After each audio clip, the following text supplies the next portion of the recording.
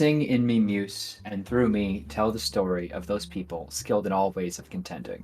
The Dragonlords, harried by fate and prophecy, sing of the cities they saw, uh, the minds they learned of distant peoples, and weathering many bitter nights and days deep in their hearts, while they fought to save the lives of their homes, save their homes and the lives of all Thyleans. You think I'd write this thing down? Oh, there it is. Of these adventures, Muse, most sacred of daughters, tell us in our time, lift the great song again. You know, you miss one whole month of playing, and all of a sudden I can't hit the intro again. But hey, everybody, welcome to Oathsworn, Odyssey the Dragonlords campaign here on Neon Lights Roleplay. I am and will continue to be, whether you like it or not, Turk and or Turk accented on the rotting corpses that is our social media of the day. And I am, as always, super excited that you could join us. I don't say that often, but I am just... It's been far too long since we provided you the oats you also dearly need. Someone's just joining now. I swear this game's about like Greek mythology and heroism, not oats. No, it's about oats. It's all about the oats. Don't let it fool you. Oh, what is this episode called? Anyway, we have a great game to get to today. But before we start any of that, I do, of course, need to mention that while that we have a great group of storytellers here around our proverbial fire, and if we could please go around in the circle, beginning with the one who begins all things, being the most left on my screen from my current position. And tell people who you are, who you're playing tonight, what path they walk, and that's all I need for right now. We'll get into most things later. I don't want to jump any questions on anyone that I'm thinking of last minute. Of course, starting with the inevitable Comrade Crash. Hey, I'm Comrade Crash. I am playing Leo Dracos, the human paladin, Oath of the Dragonlord, and he walks the path of the Vanished One. And up next, we'll throw it over to Sir Hecla. Yeah, hey everybody, it's me, Sir Hecla. I'm here on your screen. And as per usual, tonight I am playing Calliope, the Siren College of Epic Poetry Bard, who walks the path of the Dragon Slayer.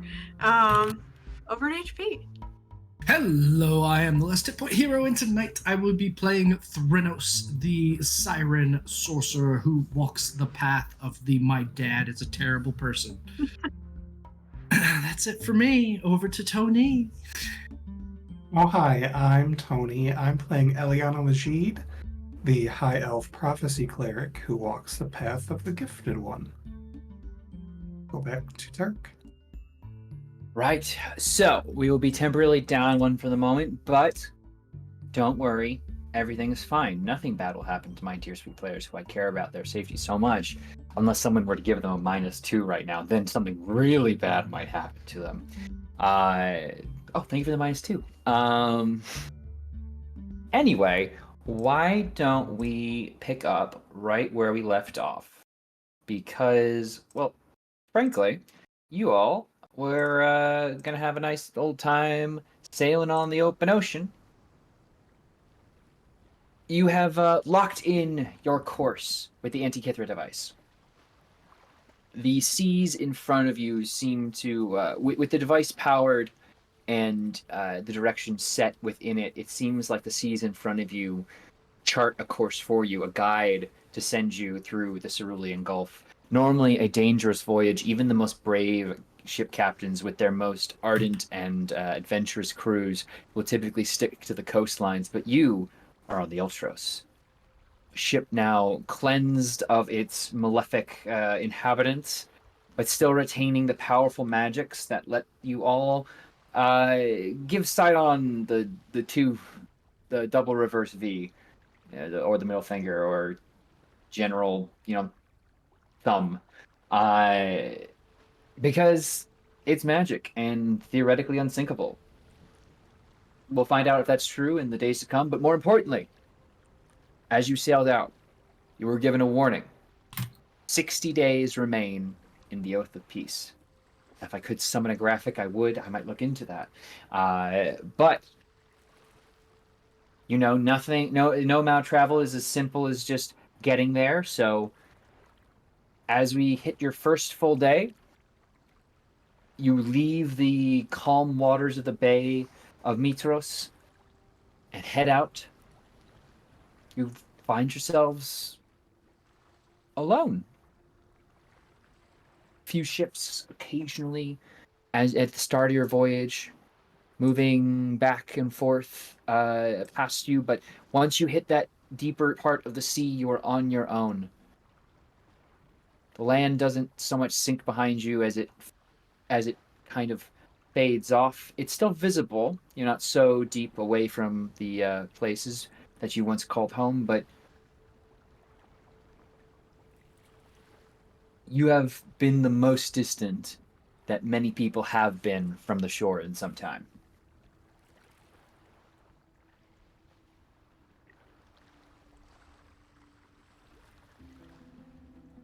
What do you do? Well, Yeah. guess we're in for a long journey then. Yeah. But at least it'll be peaceful, hopefully. That's the hope.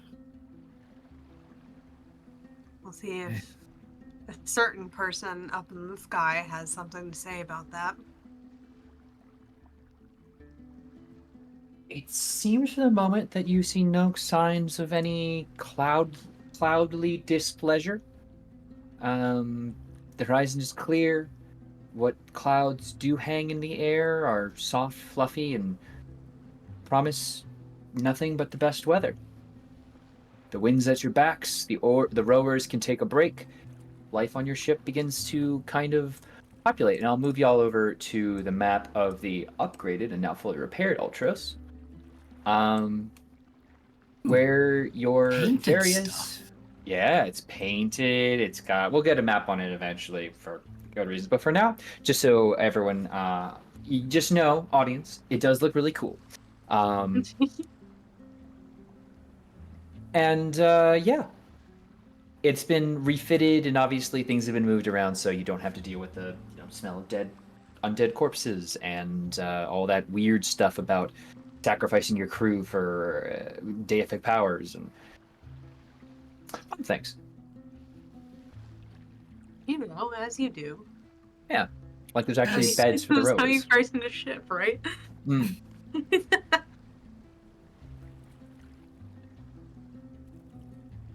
Well, I suppose our first stop then is the island of the twins, right? You're following the constellation of the twins. Not every island is named for its constellation.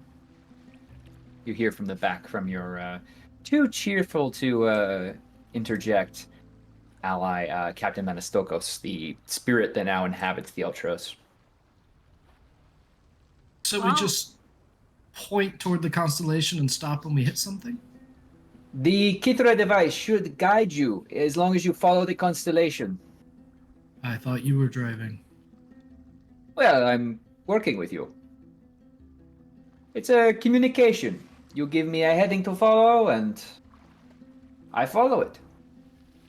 The waters will show the way. Would you like to come to Weald and see? I'll head up and take a look. It's interesting. He steps aside. I mean, the spectral figure isn't really even there, but him and his he shoos his bird off of the wheel, and he motions for you to take a hold of it. Normally, in smaller ships, this would just be a rudder, a till connected to a rudder, but here you do have a fully functioning wheel, given the size of the vessel and the need for the turns you can pull off with a cool ship. Do you grab a hold? Yes, sure. Certain I won't break anything. I don't know. It's very easy to hold it. The wind being what it is, the ship is cutting through the water at a very pleasant clip. But as you do take a hold of it, you kind of watch as the water in a line in front of the ship begins to kind of discolorate slightly from the rest, turning a bit more wine dark and showing a bit of a path So you figure as long as one of you knows the destination and constellation you wish to follow, the Antikythera device combined with the magic of the Ultros will allow you to get there.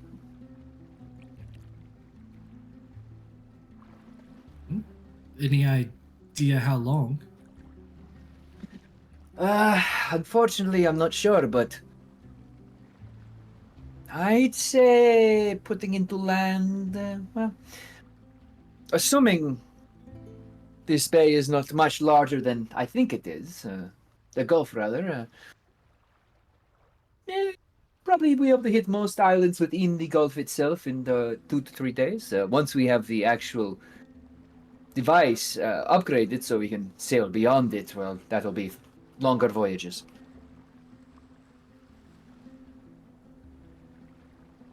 Well, I think you have this well in hand, so step back from the wheel. Right. And it's like letting go, you'd expect there to be some tilt, but it doesn't really move.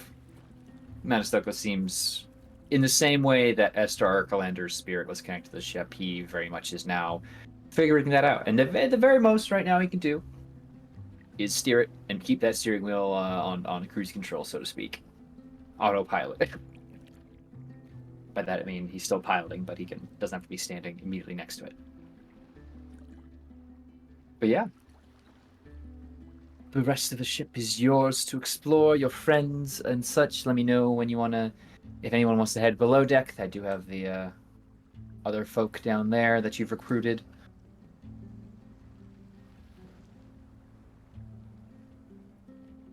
So, if not every island corresponds to the constellation in terms of name, do we know the island that we're going to? Anybody?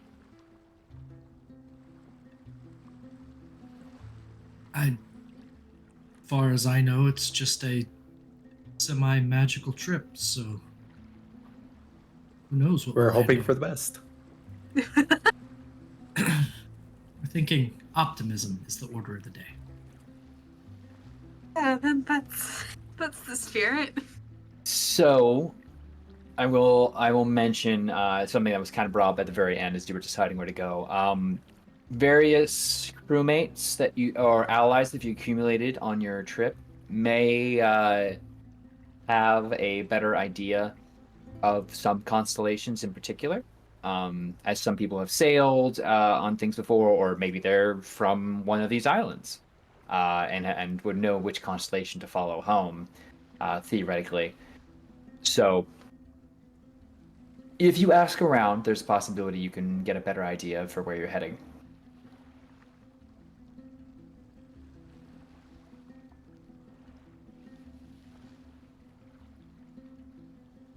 Well, does anyone have a twin on board?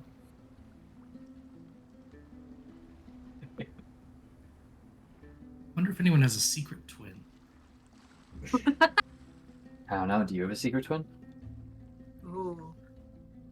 Maybe. It's a secret.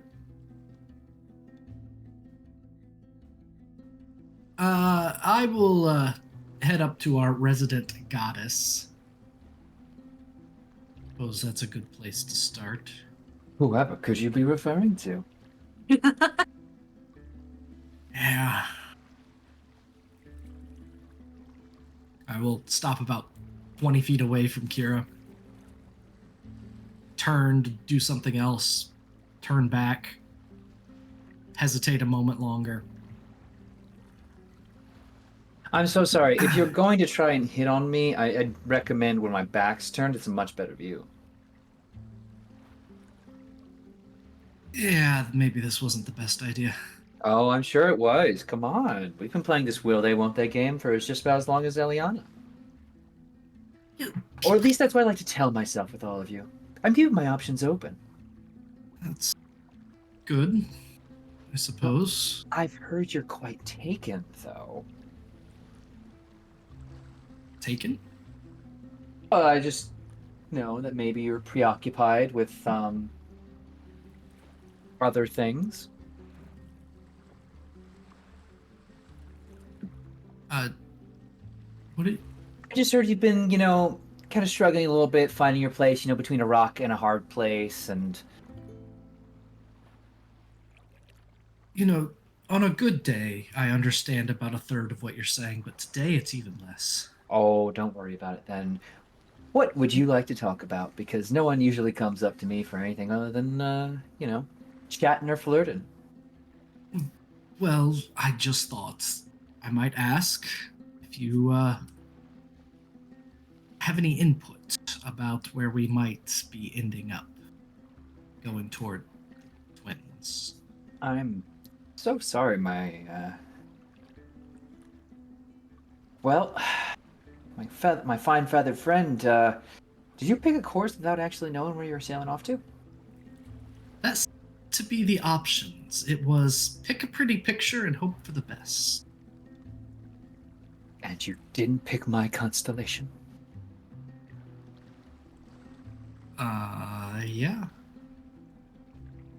I'd be insulted, but, well, frankly, this is still a chance for me to get to flex my nerves and get into a better headspace. So, yes, what constellation are we following? Are you saying if we followed your constellation, we would know where we're going because you know what's under your constellation? Oh, sweet Threnos. I know it's under most constellations, but just the stories at the very least. Stories are good in this situation, that's for sure. Stories do make the mind wander and take your mind off of other things. So, can I tell you one? As long as it's about the twins. Twins? Oh. My goodness, maybe I should be a bit more competitive if you already set off towards Themis. Themis. Yes, Island of the Amazons, lots of gorgeous women begging for your attention and/or probably going to throw you in jail for being the wrong gender and then using you however they wish. Some people are really in for that.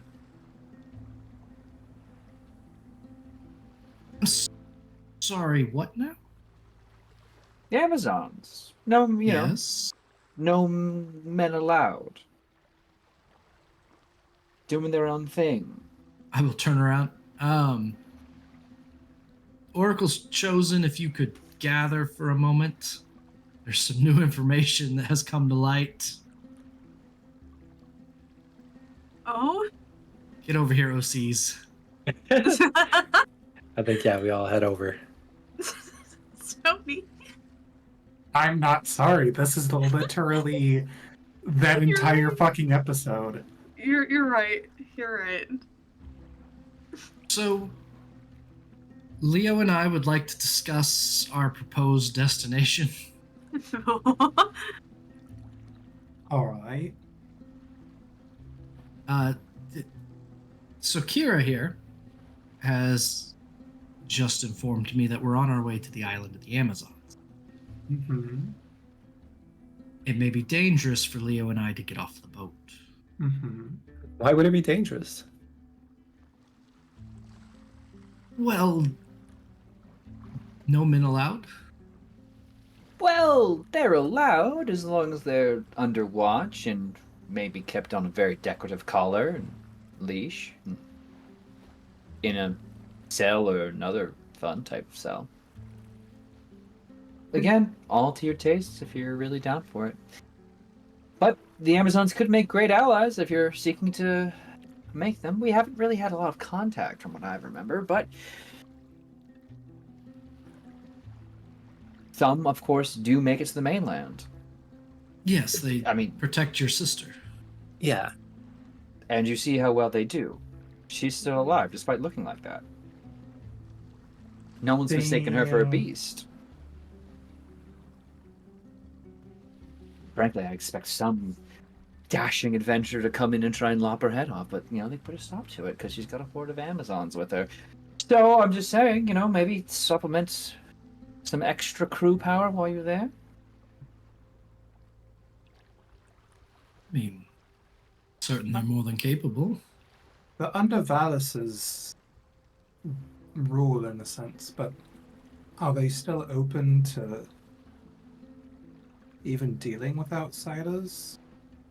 Well, one way to find out.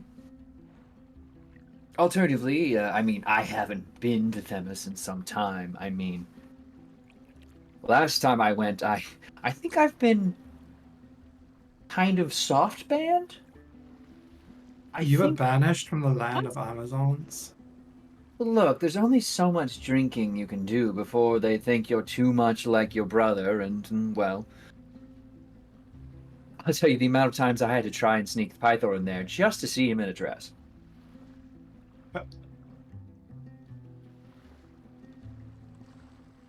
There's no horse or statue that you can construct that would get him to be constrained enough that he could actually be slipped inside. I have a question, but I already know the answers to it. Oh, good, so you don't have to ask it. I love how smart you are.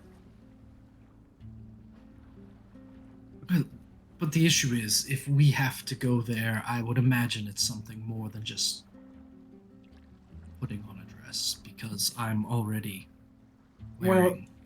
As Kira put it, it sounds like you're going to have to be put on a metaphorical and possibly literal leash. I am not aware of the minds of the current leadership of the Amazons. Perhaps someone else in the crew would be familiar, more current travelers. But, well, if you can get them on side, like I said, Amazons are hell of fighters.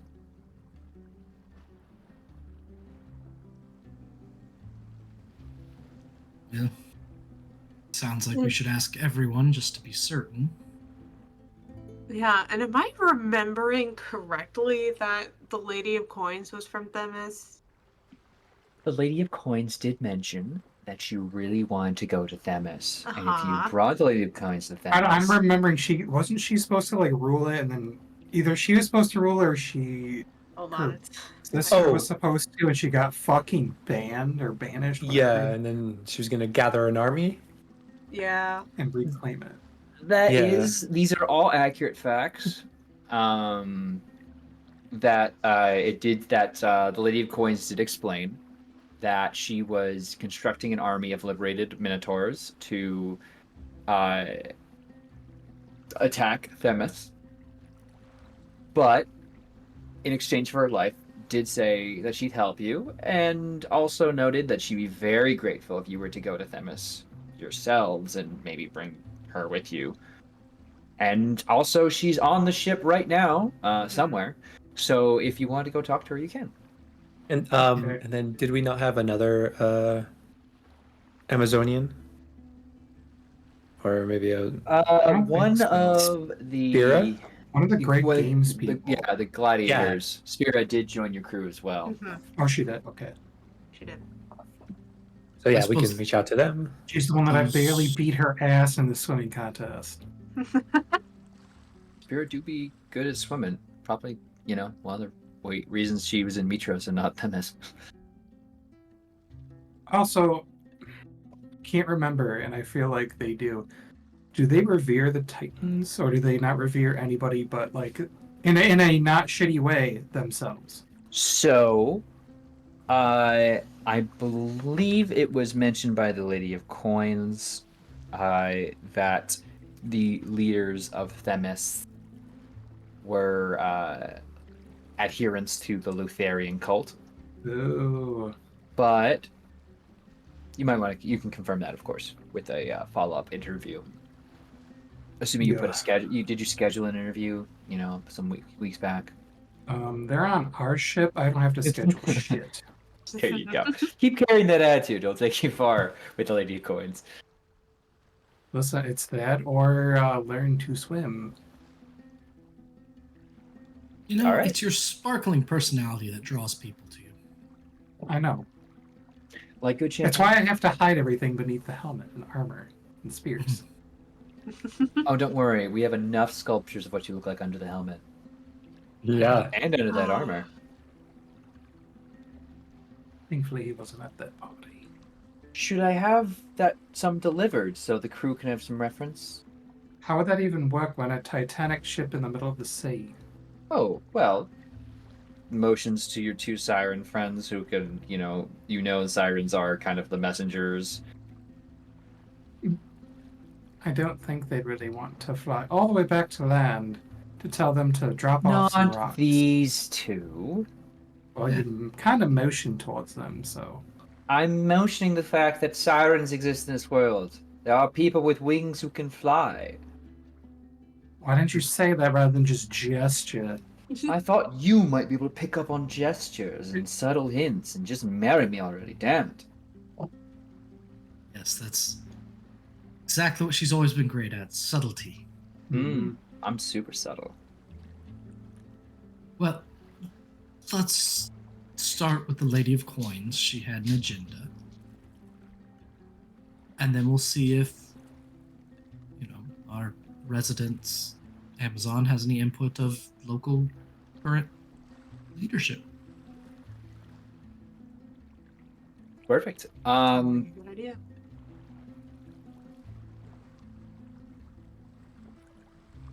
We go looking Cool. for the Lady of Coins. All right. Everyone who's in that conversation, which is everyone here, make me a perception check. Oh. Perception. Or just if your passive perception is really high, I will also. Oh, it's not. I'm gonna It is try. not. Oh. I got a Oh, 24. no. All right. Oh, no. This actually works out perfectly for my brain.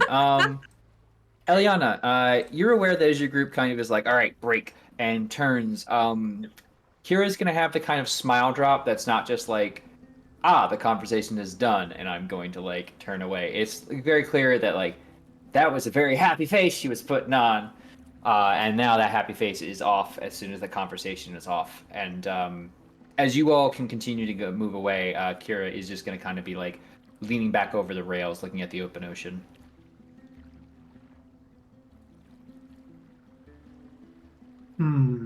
Anyway, Yes. who's going to these- talk to the Lady of Coins? The sensitive one picked up on that clue. Listen, I told you. It's Tony not has like been on a streak of hating me. Okay, we're gonna see how this goes. it's not like the insight to like figure out exactly what this is. It's just noticing that there was a drastic smile drop, and then just kind of like looking out back towards the sea, and like didn't even slap anyone's ass. I was too far away. I know exactly.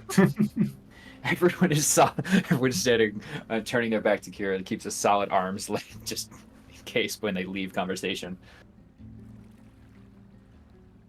Anyway,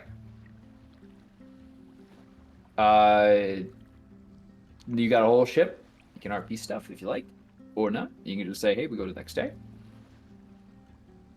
Well, I figured we'd go to the Lady of Coins and ask her. Might as well Perfect. do that now. All right. Who's heading to Lady Coins? I think we all are. At least me. Everyone head to Lady Coins. Sounds good. Sure. Cool. You'll be below deck, so the map will be on the right. You find the Lady Coins beneath. She set up her own little workstation here. Kind of acting as a unofficial paymaster. Seeming to be figuring out supplies and other various logistics of this voyage. A Minotaur bodyguard does stand nearby, though you'll note that the other Minotaurs that were working with her are are amongst the rest of the crew that have taken the moment that with the wind fully filling your sails to relax and pull oars in. So they're all just kind of getting to know each other, relaxing, bullshitting with each other. Because they're going to settle in for a long voyage just as much as you are. Anyway, she'll pick her head up. Yes.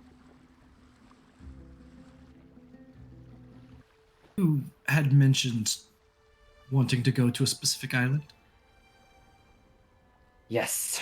Themis. When are we heading there? Well, we're heading that direction. We were just hoping you might have some more information about the The place? sooner we get there, the better. I It don't cannot be disagree. understated. I don't disagree with that assessment. I just wonder, what do you expect we'll find when we get there? Hostility. Those who do not follow the Lady of Lutheria will likely be persecuted. If you are invited to meet with the queens, though they will not claim that title themselves, be cautious. How many queens are we talking here? 3. 3 traitors. 3 cowards. 3 who present themselves as champions of equality, keeping this island in safety and not being anything beyond but the first citizen, while ruling as tyrants. Hmm. All in Lutheria's name.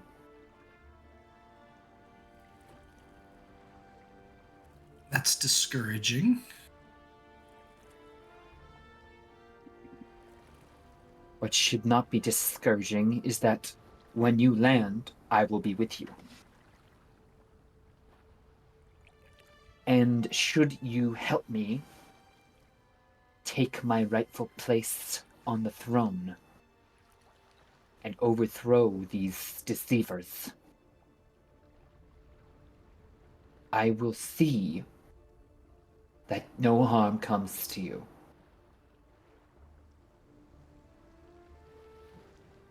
Okay. So what exactly is the plan for that? Are we just revealing the deceivers? Showing them for what they are? If only it were so simple. Their control of the island runs steep. But I am sure a resistance movement has been formed, if nowhere else than the jail they hold. Okay. We are on a bit of a timeline. Not to downplay the importance of freeing a kingdom from the grip of tyrants, but we have 60 days. 60 days, and you do not think that you could spend 1 or 2 establishing yourself with a strong ally? I just, generally speaking, overthrowing the current regime takes more than 1 or 2 days. Cut the head off a snake, and the body will die. This snake just happens to have 3 heads. I thought you cut the head off and then 2 more grow in its place. Different kind of It's snake-like not creature. Snake. It's If she could give you a withering glare without turning you to stone, you assume she would, but she's self-aware enough not to do so. But the hood does kind of shift and look at you. the rim of her hood turns to stone. it's crispy. Yeah, it's got that crispy, like charcoal kind of look to it. Yeah. So, what makes you believe that even if we dethrone the 3 that are there, that you could just take it and everyone would follow you? Because I have claim. I was once the 4th.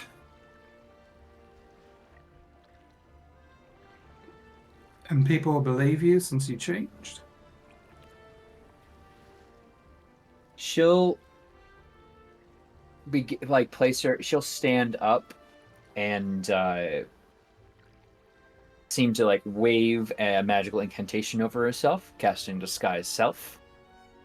Or in this case, disguise self.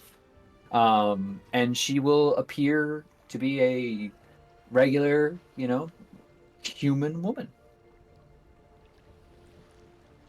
I have not forgotten my form. I can cast this just as other monsters might hide themselves. Not that I doubt. It's the point of if anyone found out that you're disguising yourself, they might not like that. Put it lightly.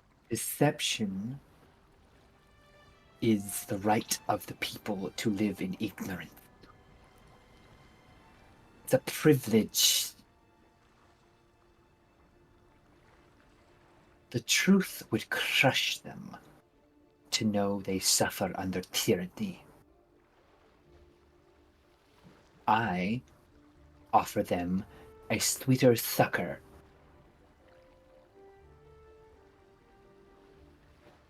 So you're proposing that we head to the island on an assassination mission? Liberation via assassination. Not questioning, just clarifying. If you are able to kill the leaders of this place, those foul three sisters, then I can safely assume power.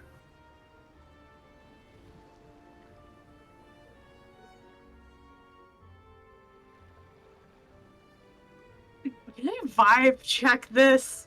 I feel Sure, like, yeah, no, like I'm I absolutely. would just like gonna some get like, insights. okay, We're taking a Insight Insight it's like- check, absolutely, go for because it. like I don't know, like now I'm like, okay, if deception is like such a big factor here, like are we being deceived?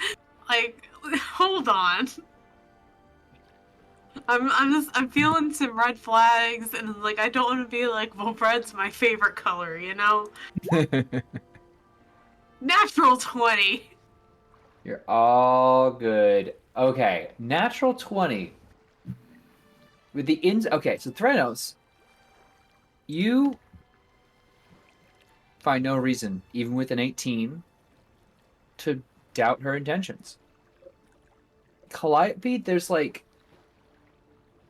something she's not letting on. Part of it you sense is because she still seeks to make use of you. Like, you can tell she says, put me on the throne and you'll be okay, completely accurate. Like, she's not lying. She's a person of bargains. The lady of coin is true to her word. But it's something about the way she's put that makes you feel like you'd be replacing 3 snakes with 1, even though that 1 snake is on your side. Like, you don't know how much you would be able to trust the Lady of Coins. And this is, to be clear for the rest of the group, this is just what Calliope's getting, and it's just so it's tinged in the back of your head to not trust someone who is making a lot of promises in exchange for effort. Exactly.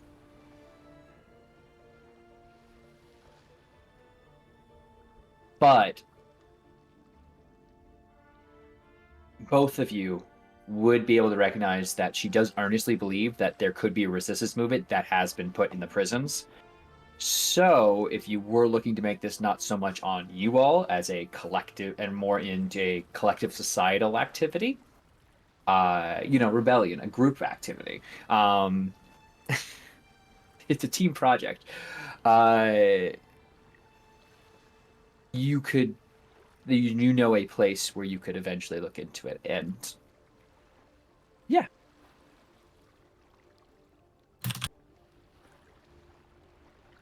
So, if we head to this island, there's this trust but verified situation in general. What is your name then, if it's not Lady of Coins? Is that relevant? Yes. Immensely. I mean, if someone were to ask under what grounds we're there. I would be with you.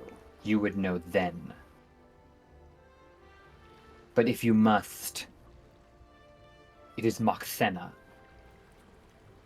Moxena.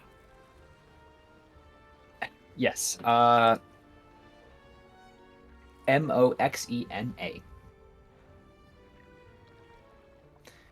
But that is the name I have left behind.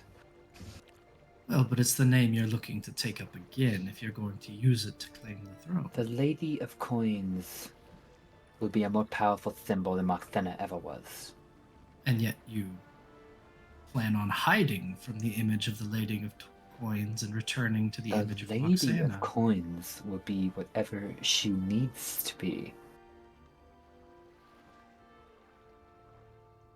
I'm just saying, you're being quite belligerent for someone that is expecting us to go on an assassination mission for them. That's all. You're making it difficult. I'm for us to sorry, help. you're just finding out about this struggle of leadership after I've been working on it for years. But we're close now, and with your help, it can be done.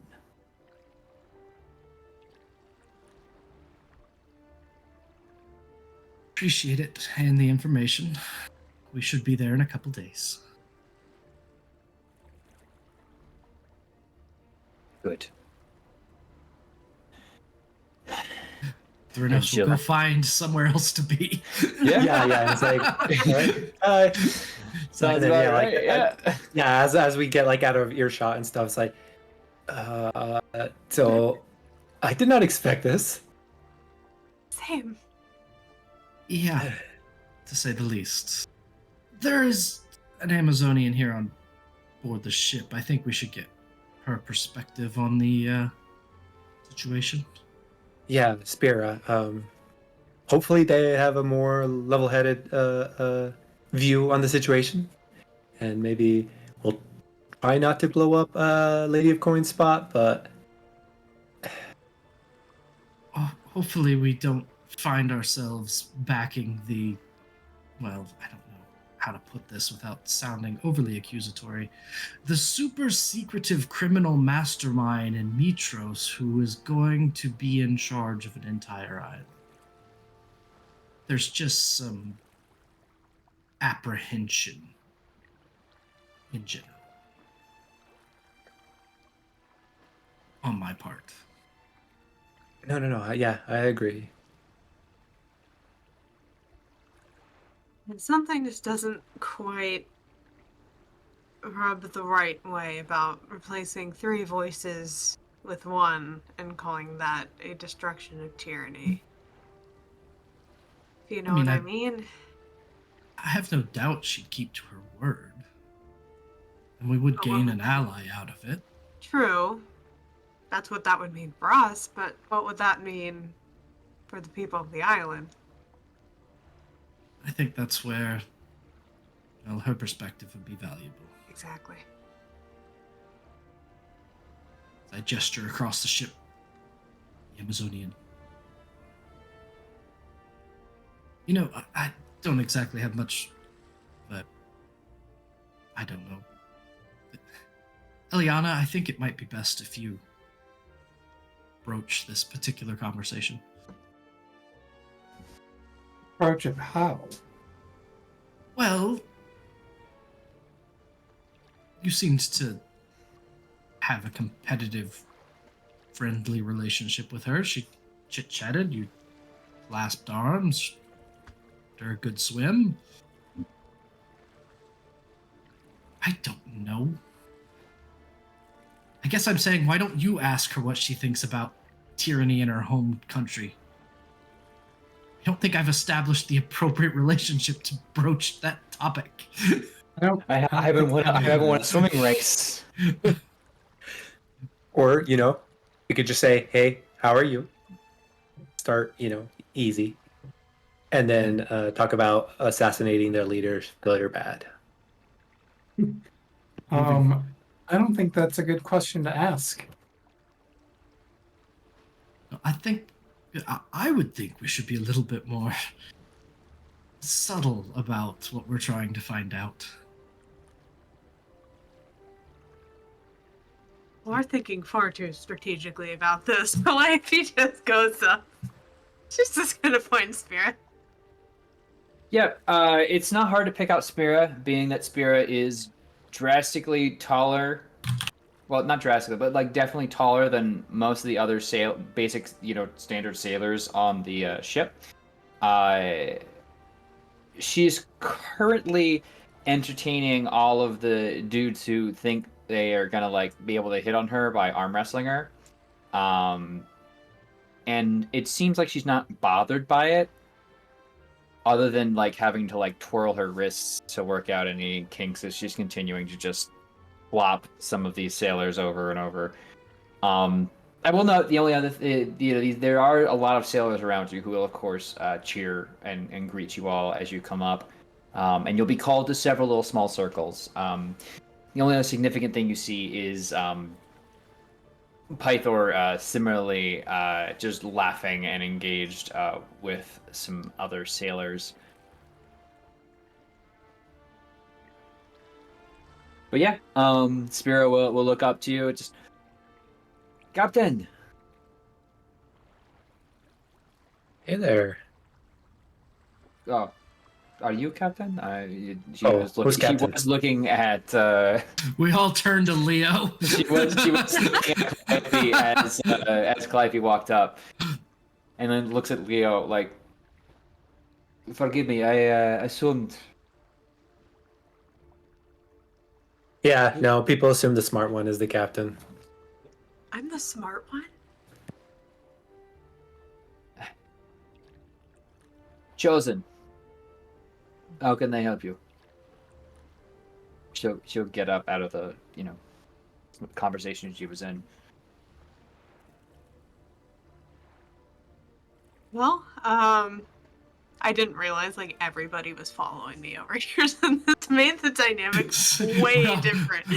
We're just a few steps behind. Yeah, it's like this. Yeah, this just made the Behind you, dynamic way different, but it's fine. Hey, my friend over there thinks you're real cute. No, Calliope would just go on to say, we were hoping to get some advice from you.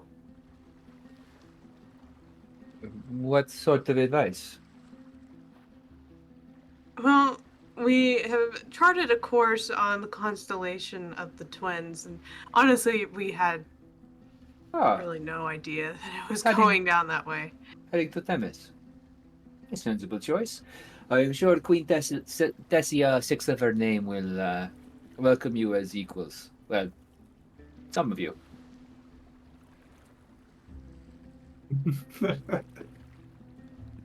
Hold on, I'm just like writing shit in my notes. Okay. Thylea the Sixth. Thylea the Sixth. Thessilea. VI. Roman numerals. But we're Greek. It's a mix. Greek numerals. That's really good to know. Though we have heard that there's more than one queen. She is advised, yes. Could you tell us more about that?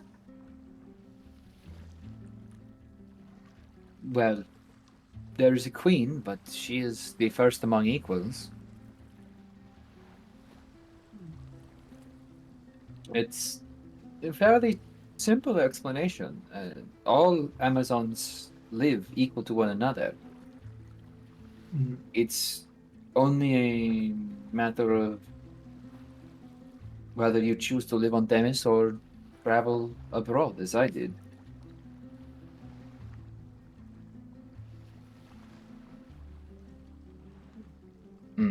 So then what does your queen do? I'm so sorry, I messed this up. Spira was the injured one. Patria is who you're talking to. Oh, Okay.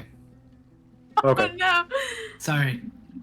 It's fine. I forgot to. So it's all okay, and no one's insulted. Patria, though, what does the queen do? I mean, she advises and leads and holds counsel with the rest of the Amazons. Guides us so we do not fall into the weakness of ourselves in the past. Oh, we were told that they follow Lutheria now. I'm not aware of any of those. I did not think the Queen holds a god. May I ask when the last time you went to Themis was? Some time ago, Hmm. probably 14 years ago.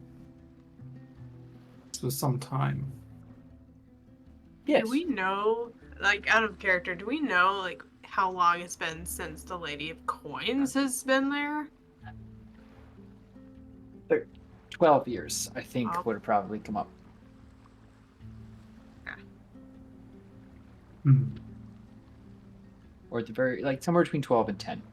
Okay. But Well, our plan is to try to sway favor with the Amazonians to hopefully get them to join our cause to stop the Titans in our 2 months that are left to deal with them before the end of the oath of peace. wise to do. We just don't want to necessarily step on toes either, since Eliana will just kind of like look over at Leo and Thranos, like, There are men amongst you, certainly, but I suppose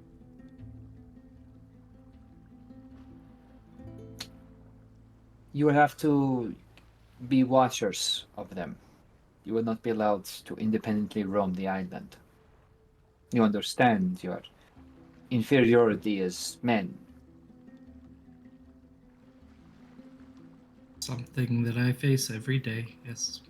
We get that. It is a Be on a shame. leash. Leash, that's usually resolved for the rhinoceros.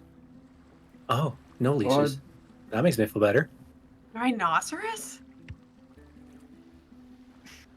I Word for a I special find kind. I find Themis has a unique natural aspects not shared by the rest of the Gulf. You will see when you get there. I almost don't want to spoil the surprise, but yes, I have, and many others do ride rhinoceri. Ooh, I Warrior. wonder if they can fly like dragons. No, they are horned horse-like creatures, but with armored skin. That is Oh, that sounds even severely cooler. cool. Yeah. Quick, someone Interesting. sketch it out until it's a Like- unicorn. Fat unicorns. um, So, would you be surprised if we got to the island and found Lutheria had somehow infiltrated? Absolutely. Lutheria, as a goddess, as a titan, obviously has great power, but the Amazons have survived on their own and fought on the side of those who were amongst the settler races in the Great War.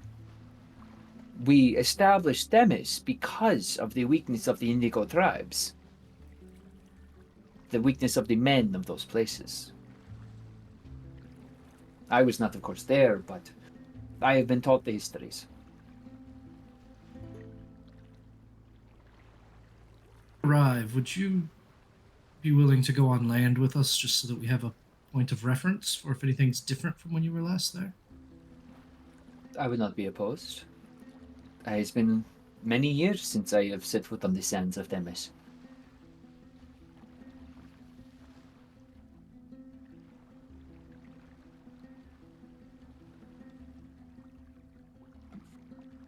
Well, I think that would be really helpful.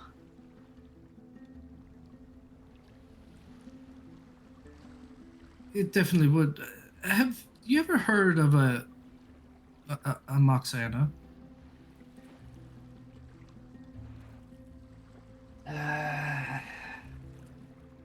It has been some time, so if they are currently among the Queen's advisors, I am not aware. And why? Collecting a lot of information, and there's so many people that kind of we're just being cautious. Well I sup- informed than anything. Of course. Well,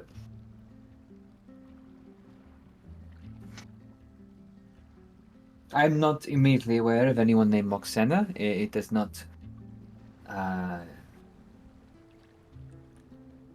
ring any bells, so to speak, but I'm willing to accompany you on shore and discover this.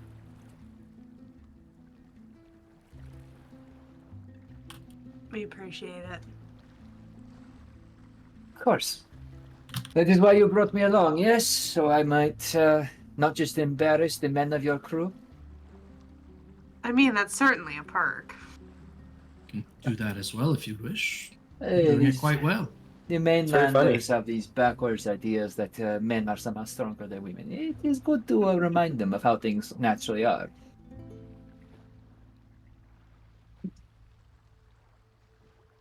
And, excuse me, I have several more arms to twist into capitulation.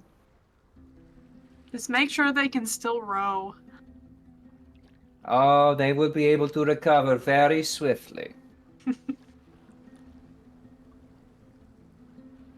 And it seems like everyone's getting along, frankly. Yeah. Sweet. Should we go somewhere in private to talk? Yeah, we should go further and further away from that direction, pointing Yeah. back toward where the Lady of Coins is. Y'all do have the back of your ship for your private quarters, Yeah. should you wish. Yeah, let's do that. To the back of the boat. To the back of the boat. Yeah, you could absolutely set that up as your back, or if you wanted to take the captain's quarters and kind of make that a multi-bedroom adjustment, I had just assumed you'd want the rear of the ship with the 6 beds to kind of, the hammocks there to be a kind of group area you could all sleep in. And then, yeah. Kick back in a hammock. Eliana closes the doors. Yeah. shoves a blanket underneath the crack. Soundproof the room. But yes. So funny on camera.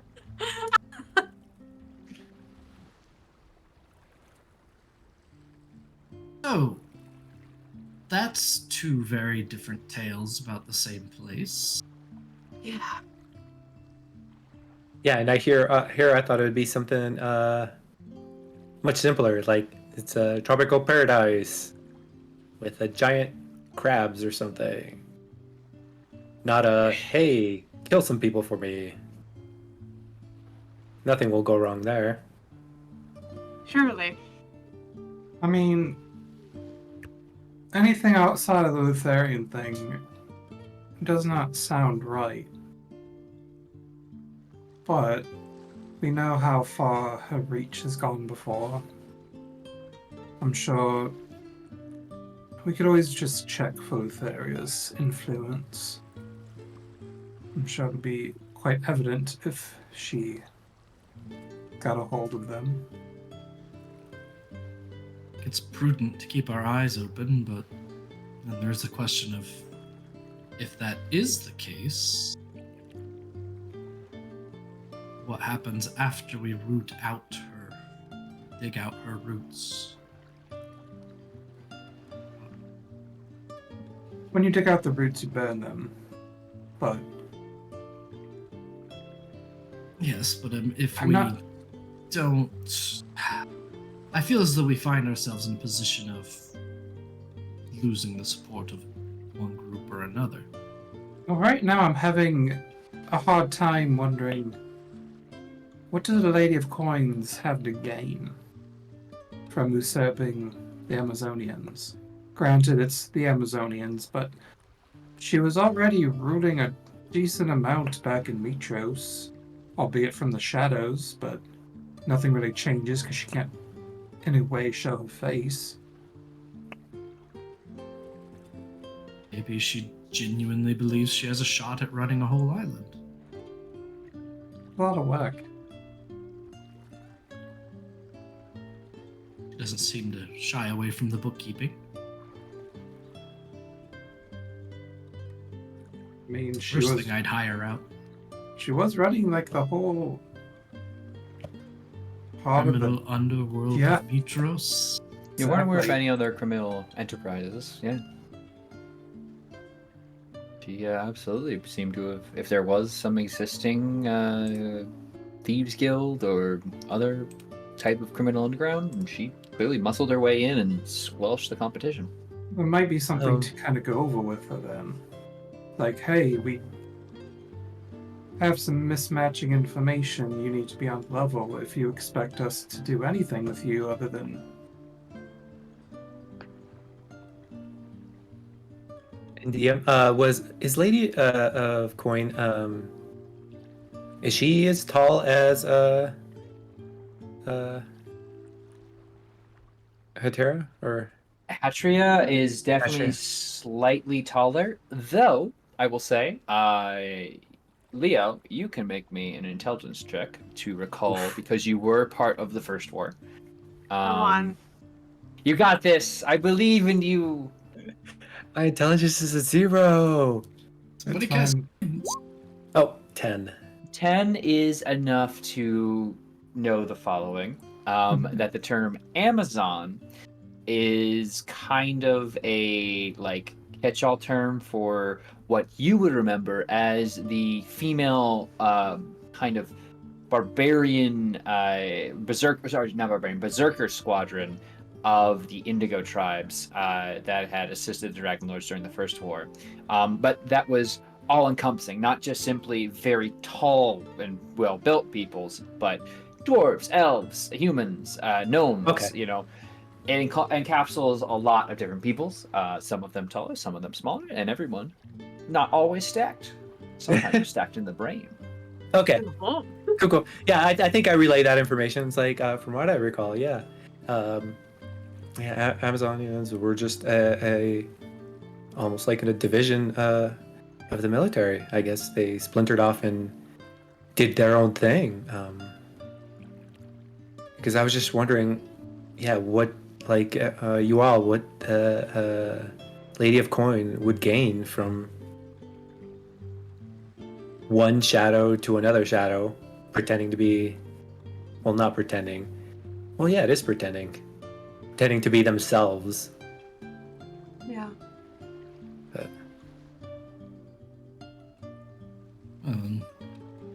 Not to lay any kind of insult on Medusa in our own party, but Oh, yeah. there's usually a curse of some kind associated with that sort of change.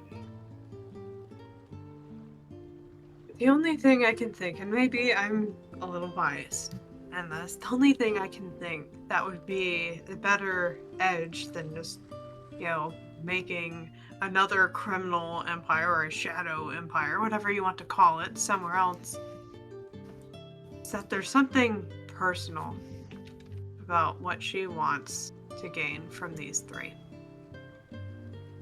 Maybe they did something. Maybe there's a disagreement. I don't really know. But that's kind of where my intuition goes next. Do you think we should go ashore without the Lady of Coins with us? Oof. I don't know. Well, yeah, because they seem very adamant of coming along, Mhm. and if we left them, I don't know if they would do anything, but it would be bad if we lost our ship. I don't think she can steal the ship. She could also destroy it. She has a bunch of minotaurs with her. True. Ugh.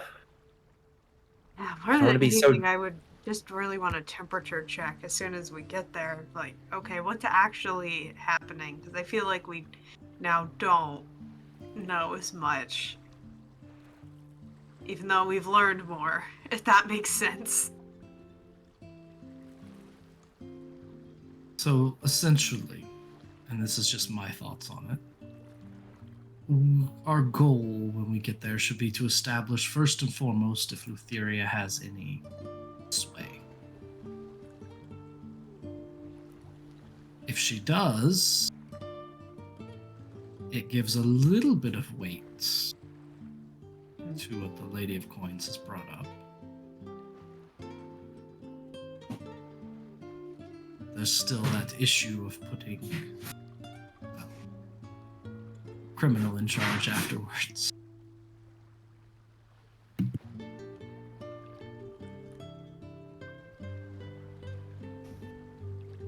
Kind of feels bad being already distrusting of some of your crew. Mm-hmm. So I guess we kind of knew what we were getting into as soon as we got to the top of that tower. But I thought we won in the end. It feels like we're back at the bottom.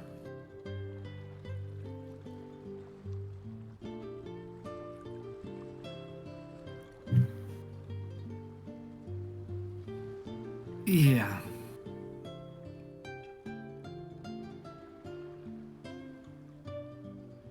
It does make sense that the concern of not bringing her is heard.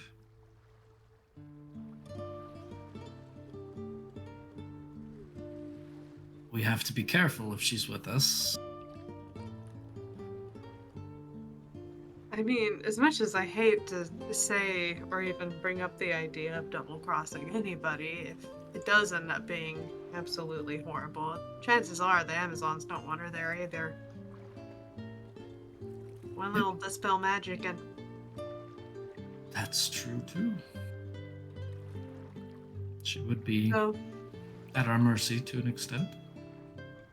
so contingencies, is what I'm hearing. So we go to shore with Thylea and the Lady of Coins. And I assume that's all. And then us. Us. Whichever companions you'd like to bring.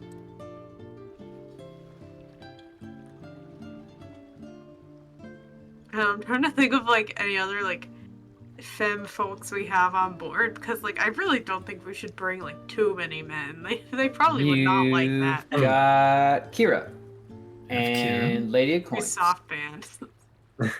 Soft, I thought it very was much also soft band. band.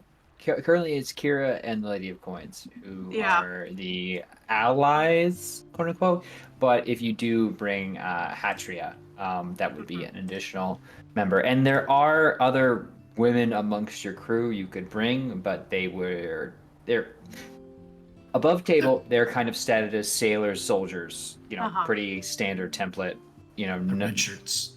They're red shirts. Trap So finders. and the more people you want to bring, the more you have to dedicate to the voyage. Exactly. So it's I think just going with the Lady of Coins and Hatcher is probably the way to go. There's only such a big boat, Yeah. I think that's the call. Okay.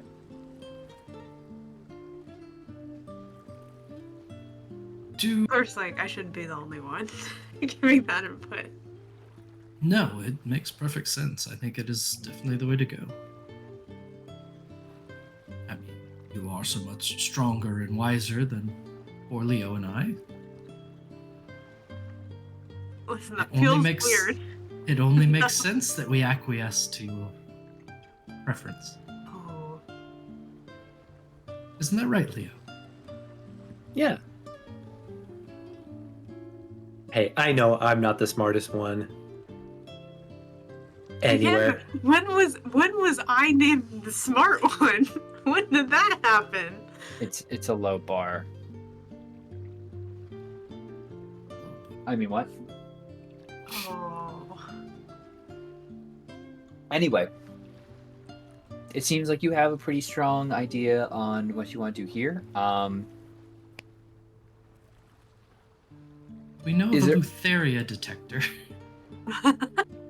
Well, your party seems to be a Lutheria Dreams. detector. Yeah, that's Yeah. apparently true. Evil Titan influence. Evil So- Titan influence detector. Well, if anyone starts Yeah. talking about wanting to like sacrifice people, sure. If anyone wants to talk about like the Lady of Dreams, which is one of the fundamental religions of this realm, I suppose you could also consider them a member of the cult of Lutheria. Though it seems this is unfortunately just an effective the way I've played them. It seems kind of sleazy. You know, like kind of like if they steeple their fingers, maybe they're part of the cult of Lutheria. Lots of feel like- mustache twirling in the cult of I Lutheria. feel like I can do like a whole, you know, you might be a part of the cult of Lutheria if you steeple your fingers and evil laugh. Mhm. You know, if you have a preferred way to tilt your head back and giggle, you might be part of the cult of Lutheria.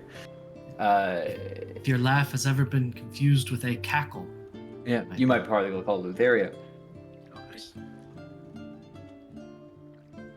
All right. Well, we keep our eyes open and sort it out.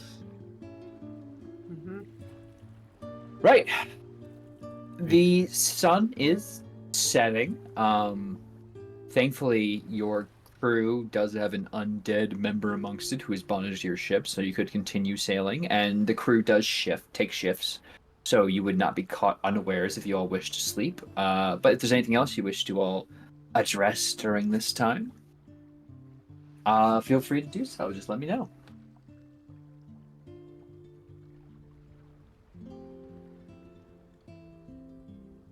I think Thrynos is good. He'll just stay kicked back in the hammock he's in and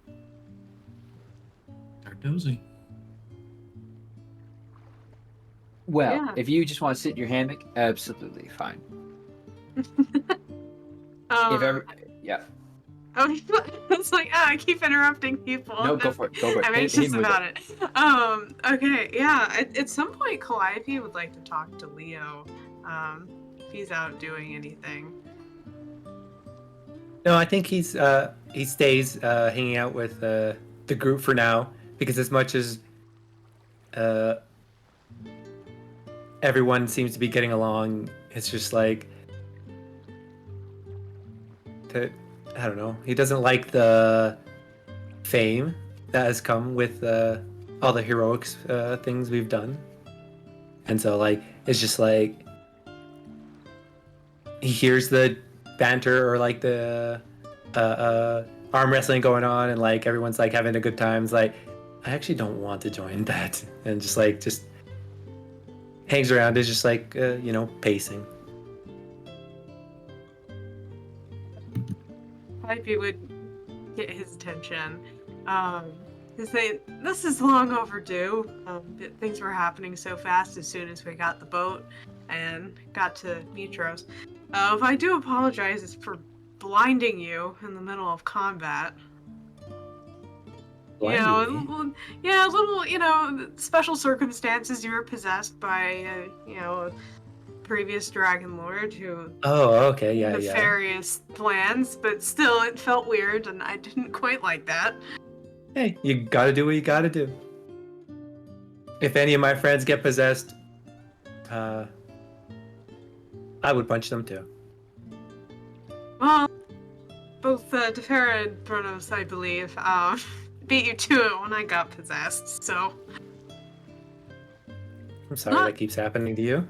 not something that was on my bingo board, honestly, but hey, it's fine. We got out of it. It ended up being okay. I managed to get this. It's pretty cool.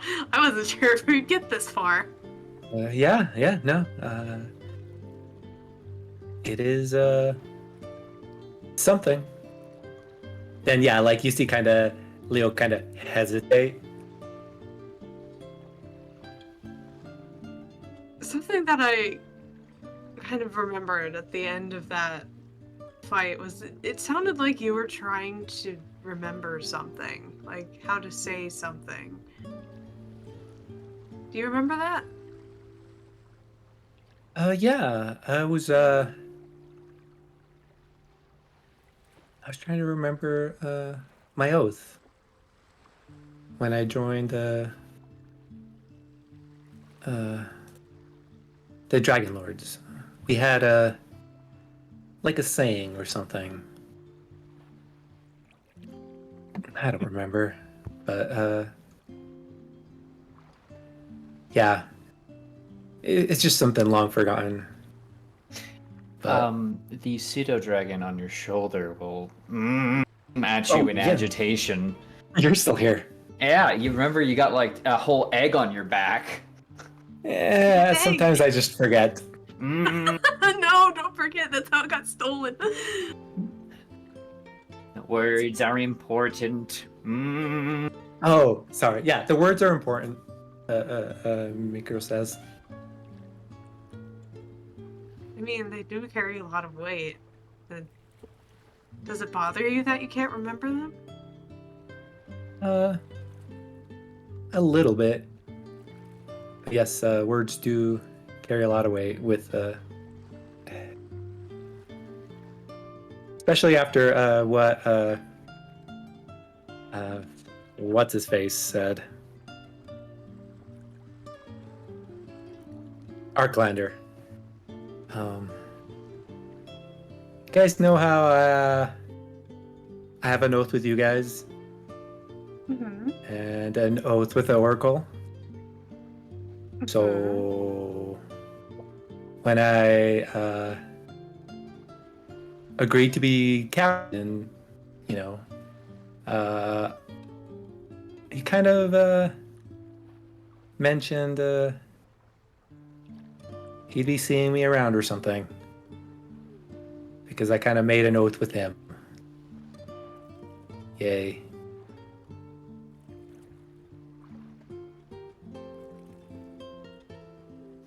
I mean, I'm not sure how much that holds anymore. We super destroyed him, but I guess that's a Did good we? thing to be on the lookout for. I thought we did, I hope so. but then again, what do I know?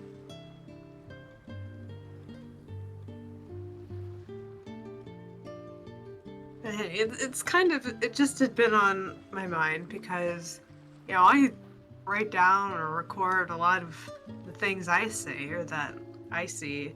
And she does, you know, she shows one of her wings and the letters of her verses kind of show from underneath them. I'm not entirely sure if this is how it works, but she'll kind of turn and find like one of the kind of larger feathers that doesn't have anything on it yet, and just go ahead and just pull it, just pluck it off, and hand it to you. Say, when you do remember, just really try to focus on this and maybe it'll stay on there. Oh, nice. Thank you.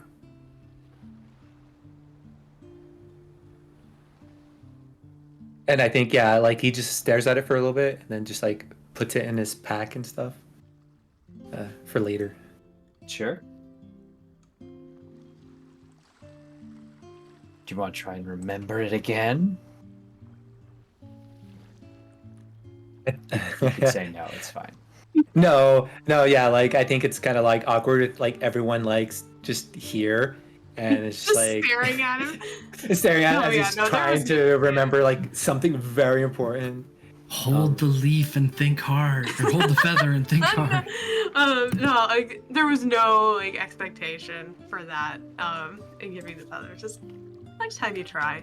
I'm not sure. Like bardic inspiration only lasts for 10 minutes, but like I think it would be cool if he was able to use bardic inspiration on that because I gave a feather. But I don't know. We'll see. No, I really appreciate it. And then I think, yeah, that's when I go to one of the hammocks and put Mikros and the egg. And it's like, I didn't forget about you. I was just joking, you know. Have not been tending to egg. I know. It's just everyone needs something, and then it's very hard, you know. Being a parent is just so much responsibility. I'm sorry. not a parent, a partner. Hmm? Oh, Single sorry, parent yes. with my angry cat. My angry talking dragon cat is chewing me out for being a bad dad. The story of Leo. Jesus Christ. I'm sorry. I'm just imagining all the Garfield memes now. I'm sorry, Leo. I'm sorry. Oh boy. Oh no. Let's restart the clock. Anyway, No.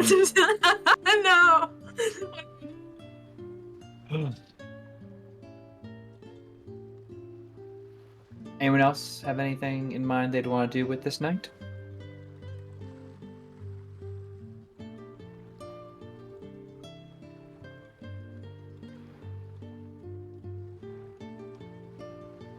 No? No. Well, perfect, because guess what? Threnos, you're gonna hear a boom, boom, boom. I guess anyone who's in the room will hear a boom, boom on the door. It's really hard as well. Yes. Boy, you in there? Boom, boom, boom. Yeah, we're all in here. Well, some of us are in here. All right, can I open the door then? Yes. Oh, excellent. And opening it, you do see Pythor duck under a little bit into the room. There you are. All right, I want to talk about this promise I've made you about, the whole not drinking thing, and maybe how we could not do that. Because the boys and I are, the boys are, the crew. The crew, actually, it's quite a lovely mixed bunch. The crew is opening the first cast together, and, well, it would almost feel impolite if I didn't, You're right. I guess I should be there. Get out of the hammock. Yes, I know we... Thank you for reminding me. It's very thoughtful. I know that you are cutting back, but it is important that someone be there as a representative of the chosen. You're right. You are absolutely correct. That should take place. And if you'd like, you can relax so that there's no temptation or problem. I can relax. Then there is an issue. Because you've made a promise. No, not just a promise. An oath. I believe it was. I am genuinely just standing there, shit grin, eating. I know what I promised. I am very well aware of who I am sworn to be, and I am willing to work for it, and we're here to help you through. Help me through it? What do you think this is? Some poison in me? I can't be poisoned. I'm the god of strength. And yet here you are showing such weakness on the very first night. His face is gonna just drop at that. Thought you were the god of strength and you can't make it through the first night. It's settling in now, Eliana. You don't have to poke harder. You're right. You're, of course. I Go apologize for making light of it. No, It's inappropriate for me to address it in that way. There's But no, don't. It's fine. You're right. As I said though, the crew is opening a cask. Some fine Destorian vintage. I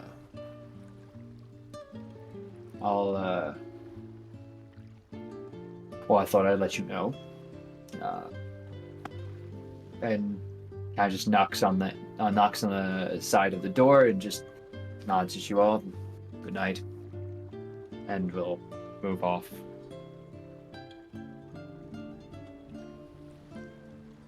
I wasn't kidding. One of us should probably be out there. I'm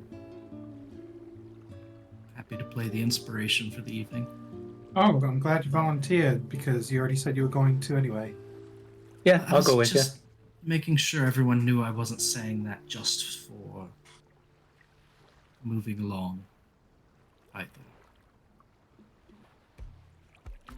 I mean, it's better that you did. Yes. Yeah. Well, Leo, shall we join the crew? Let's join the crew. And as you indulge in a lively night of drinking straight wine, not filtered with water, not diluted in any way, What? Who's in charge of pouring? it's just a cask of wine. We don't. The crew gets their rations and they all cheers together. But it is, as opposed to most fancy parties that you've been invited to, undiluted. A soldier's ration. Shared amongst the crew. We only have so many casks. Yes, no. Everyone? The party never exceeds anything other than good camaraderie. We get one. And there is a cask that you do go through. It does keep everyone, no one's like inebriated. People get in good spirits. Those who have kept to a smaller ration, of course, are likely to be hit harder the next morning. But yeah, you enjoy yourselves until you find it socially appropriate to depart. Once you've finished your cup. Barrel of wine holds 300 bottles. Oh yeah, and you have a big crew. A crew of 300 plus. No. 300 plus, so, I'm just doing some quick math. but it is kept to rations amounts. No one's Okay. overindulging, That's fine. Not yet, at least. Thorino starts to get real nervous. It's like, wait a second, everybody. How many times have you been through the line? But the night passes without incident, and I think there's where we're going to take our first break. So thank you all so much for joining us thus far. We're going to take a quick second to see to ourselves as the night carries on, and our first night at sea is done. Congratulations, everyone! There are now 59 days left before the Oath of Peace Till the end of the ends. world. Yeah! At least the end of Mitras and Astoria. I mean, those are just major hubs of peoples that you've come to care about. Anyway, and Arisia. Can't forget about Arisia. I forget about Arisia a lot. But anyway, we're gonna go take care of ourselves. And I suggest you do the same. So thank you for joining us thus far. But we'll see you very soon.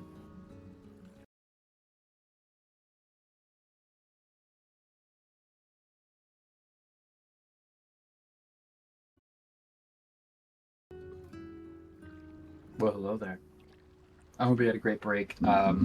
We are going to jump back in right where we left ourselves as the crew is celebrating below on the lower decks.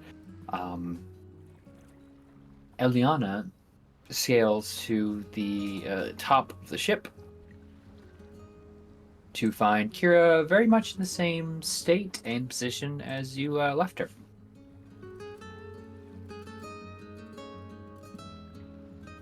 Have you even moved? As I try to slowly stride up. I'm monolithic like that, It's part of my charm. Technically, I've moved a great deal, but, that's geographically. But I suppose that's not what you're asking about. She'll turn and lean on both elbows onto the railing. Seems to be unlike you. Well, you get a little sidewinder thrown your way, and I mean, going from earlier... What was that? what was what? You went from your cheery usual self to just... melancholy? Oh, a girl's not allowed to sacrifice most of her power to save a city without being a little melancholy.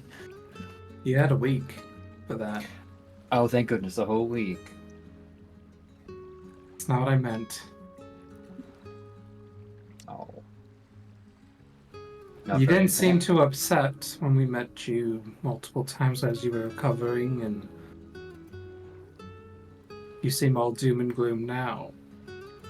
God, you're cute, but you're so blunt.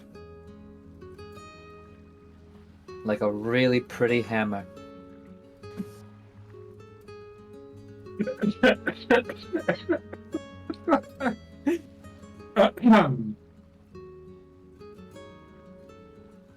So,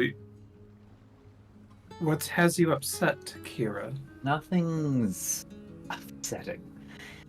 Nothing upsetting at all. Just more weight than I'm used to getting from my sister.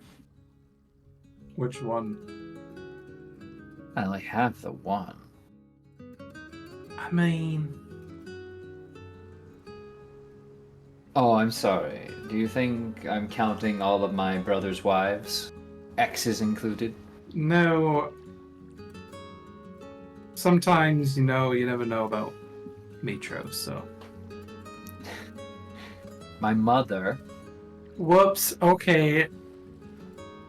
That was my bad as a player and not a character. Okay. Whoops. I thought. Anyway. No, Mitros is I thought the Mitros same was thing. Mitros was the wife of Vulcan, and they are the mother and father Okay. of the other Gotcha. of the others. For whatever reason, I thought there's like, hey, these are the 5 siblings, and this one ascended because hee-haw. Now, Valis, Pythor, and Kira are the children of Vulcan and Mitros. Okay, let's take that step back. You're totally fine. Totally fine. Wherever What- you want to pick up. What did Valis tell you? Or burden you with, so to speak? I really shouldn't tell you till I've come up to my own mind with it. I mean, that's up to you. I'm not going to press you or pry. It's important. It's really important, and frankly, her trusting me with that makes me feel like I shouldn't insult her weird nose and eyes and cheeks and everything else so much. You're already doing it, so. Am I? Oh, force of habit. But it's just,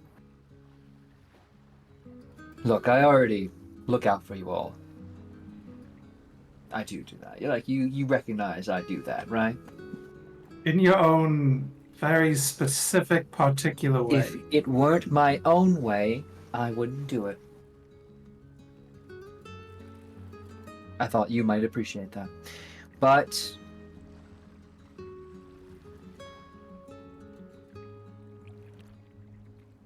I'm working on something, a thought, a thing I need to.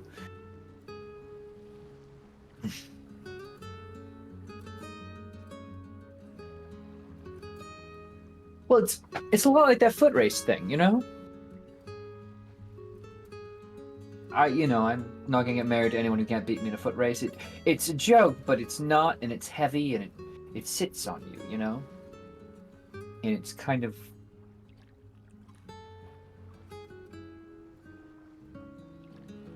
It feels like a joke. My sister of all people giving me responsibility. I guess. Makes you you know. think it's a joke. You think you're not worthy or responsible enough? I'm not responsible. You've met me. But I have seen the things you've done, and as much as you might not see it the way I do,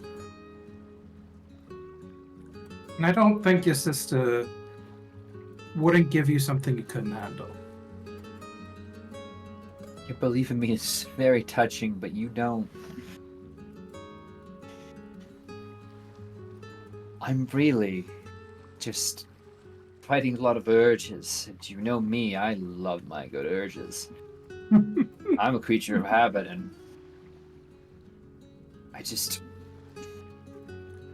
I understand I think more than any of my siblings, the importance of it. I think that's what my sister saw, and it sucks when your sister knows more about you than you do in the moment. You know, your sibling just out and just reads your whole life story out in front of you in one simple little action. More basic than a hug. She couldn't, that was never a hugger. Still, just. I wouldn't. I'm an only child. Hmm. And I didn't get to experience things like that, so. Lucky for it. Though I suppose Leo's kind of a brother now, seeing as he stole your parents. I don't think he stole them. Alright, well, he's single then. What? Oh, if he's not your brother, I suppose you can also hit that. Your parents already like him. It's a natural match.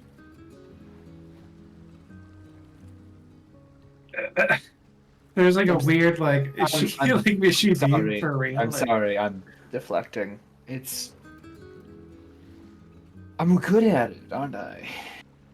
I know, you're sweet, and she'll get up and like put a hand on your shoulder. Like, I mean, really sweet to notice and care and look after me. And she'll kind of do that grip where she's not really holding you, kind of just like tapping her thumb against your shoulder here. I need to think about some things. And to carefully consider my next steps for the first time in a long time. At least with this. Everything else I'll be same old Kira. Well, But this is important. To me. well,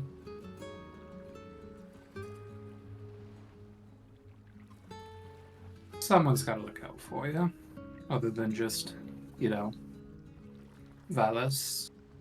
And as you and I both know, Pythor's not really going to do that as much as we'd probably like him to. I think you're a little mean to my brother. He actually, fought a shit ton in the First War. Like, we all make a whole big deal of how we all share the glory of pushing back the Titans from Mitros when we appeared here, but you gotta remember, there's only one of us who holds the title of kind of god of war and strength kind of thing, It's more of how he's behaved in the past. And he never seemed to have a trouble. How do I put it? He never saw it as trouble or a problem in how he behaved, and he still hasn't apologized for it now. In fact, he came begging us to allow him to drink. Yes, well, you...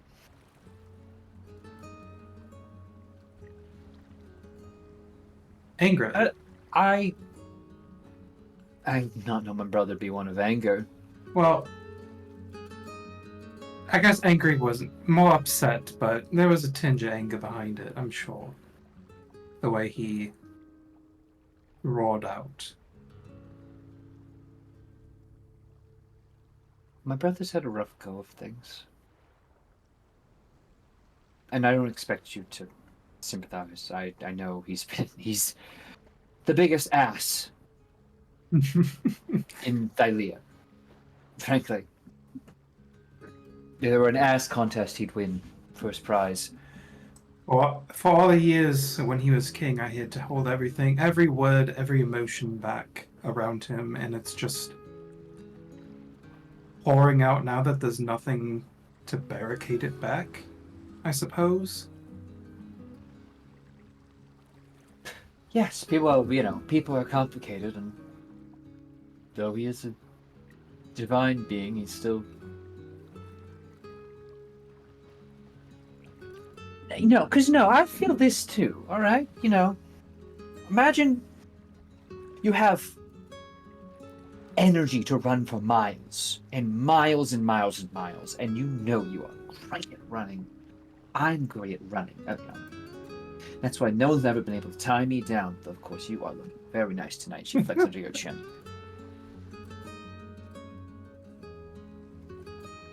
But then you have to tie weights to your legs and tie yourself to a rock while you're at it.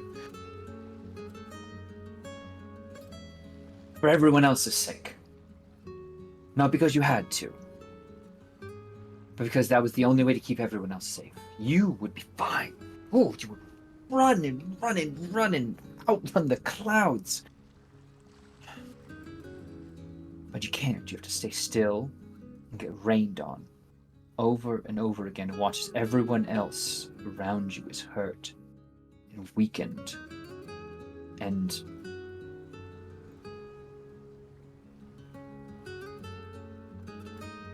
what I'm saying is, what use is a god of war without a war to fight? What use is a god of strength who can't use it, inspire his people? I Frankly, can I'm understand. glad I can figure out what little ways I can make it work, and you saw what happened when I broke the rules. I'm hardly a divine being anymore. I'm sure there's a spark somewhere. The spark isn't a fire. Pythor's still holding his fire, but he knows he can't let it catch. I'm not asking you to forgive my brother for being an ass. He is an ass. I will be the first to admit it and hold him to it. But he is my brother, and I love him, and I know his pain. And you've only seen one side of him. You didn't know him when he was happy.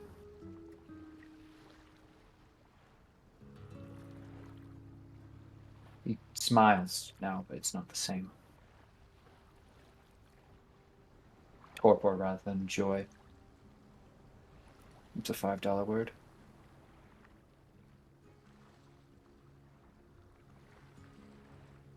I suppose. I'm sorry, I'm being a real party pooper tonight. Isn't there, like, literally a whole drinking escapade going on below? Threnos and Leo are taking care of that. And you don't see that you would be greatly aided by the ever-wonderful Eliana Logide and her As winning smirk and knowing glances and pithy comments? I'm sure you of all individuals know, I'm not much of a party person. People can change. That's the best part about us.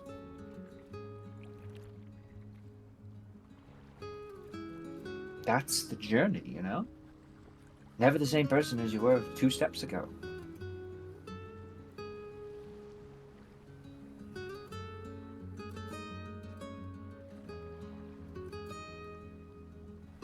You enjoyed the rest of your night. I think I will make an appearance down below. At the very least, so that the crew may remind themselves that while there are many bards on board, she seems to raise her voice in an attempt to potentially catch the ear of someone else, there is only one goddess. And how's your versus against her going? Let's just say I have a great view of all of your backsides in all of your adventures. And my reports, though lacking in Mitros, will be made up for with your exploits that you undoubtedly carve across the Cerulean Gulf and beyond. I'll enjoy working on both your next ballad and whatever else you were thinking of earlier. Oh, I'm working on a lot of what I was thinking of earlier. Mm-hmm. And later. I can tell by your face you're not entertained by that for right now. Good night, Eliana. Enjoy your evening.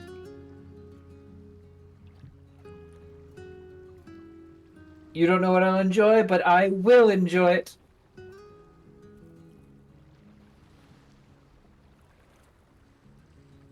She'll move past you. Down below.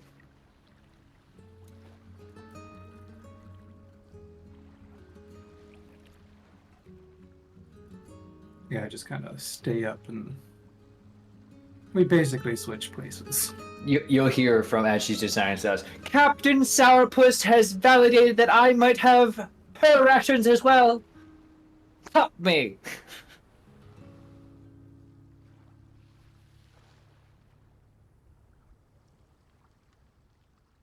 Anyway, I think it's the appropriate time, unless anyone else has anything they want to say or do during this evening. We are now on the 59th day of the end of the Oath of Peace. Sailing about. You awaken in the morning to a calm thing. I don't know how early are you all waking up. Not really like at risk of changing time zones or anything like that. So Nope, still bright and early for me. yeah, well, like you're Leo.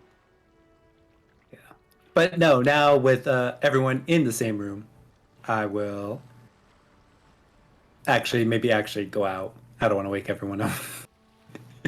Death stares from Iana as scared me off from trying to exercise while being as quiet as possible.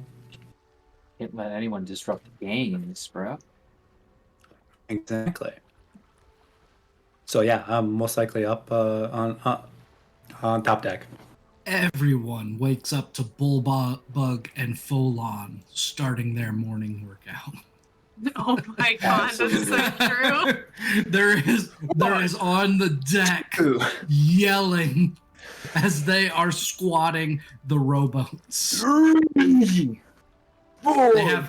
They have oars with different sailors hanging from the oars by their hands. It is an entertaining show, and I mean, it's not just Bulbug and Folon at this point. There are a lot of strong members of your crew who are keeping themselves entertained, switching in and Patria out. is right there next to him. Yeah, everyone's working out in the morning. Again, those trying to especially prove their strength after the night of light indulgence, as it were, getting some extra kudos, so to speak. But all of you will eventually be awoken by the call of the watchman in Crow's Nest. Something ahead, captains! Just Leo, he's the captain. Yeah, I turn to wherever that they're pointing. They point out, and in the distance, you see what appears to be a large variety of birds flying in the distance. Getting closer, you do get the distinct... Well, your nose is suddenly assaulted by the smell of what might be thousands of rotting fish.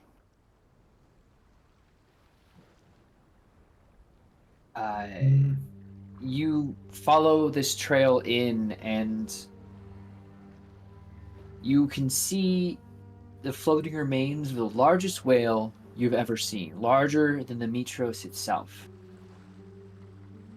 Already, you see scavengers flying high overhead, and some ripplings in the water below. The whale's gullet has been torn open, its body laid to the sky. And within you, Leo, you swear you can see some gleaming in there. In the mouth? In its gullet. Like, imagine like a whale's had its like neck opened up. and it's out floating as a dead carcass. There are murmurs amongst the crew of some see it as a poor omen, some just see it as the most monstrous creature they've ever seen. Honestly, my mind goes to Monstro from Pinocchio, but you know. But you have control of your ship. You can choose to stop here and investigate that gleaming.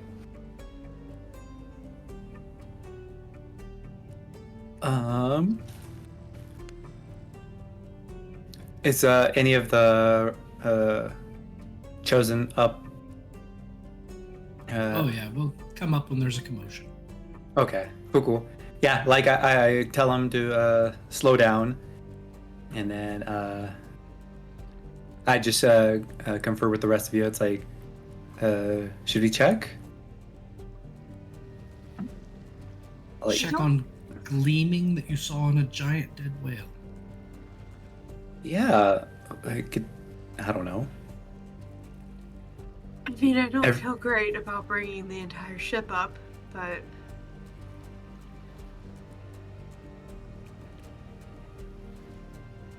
Could I maybe do a perception check? Like Sure, maybe make grab one of the a spyglass? spyglass, yeah. Spyglass! Absolutely. 14. As you are taking a look at this, you can spot what appears to be an almost like humanoid form wearing armor, but as you do, you note the whale's carcass kind of shifts as something seems to pull it, and it's now obscured. It's still in there, and the entrance to it is likely still accessible from above the water, but you get the sense that pulling your ship closer would be dangerous, and you might need to swim or take a boat over.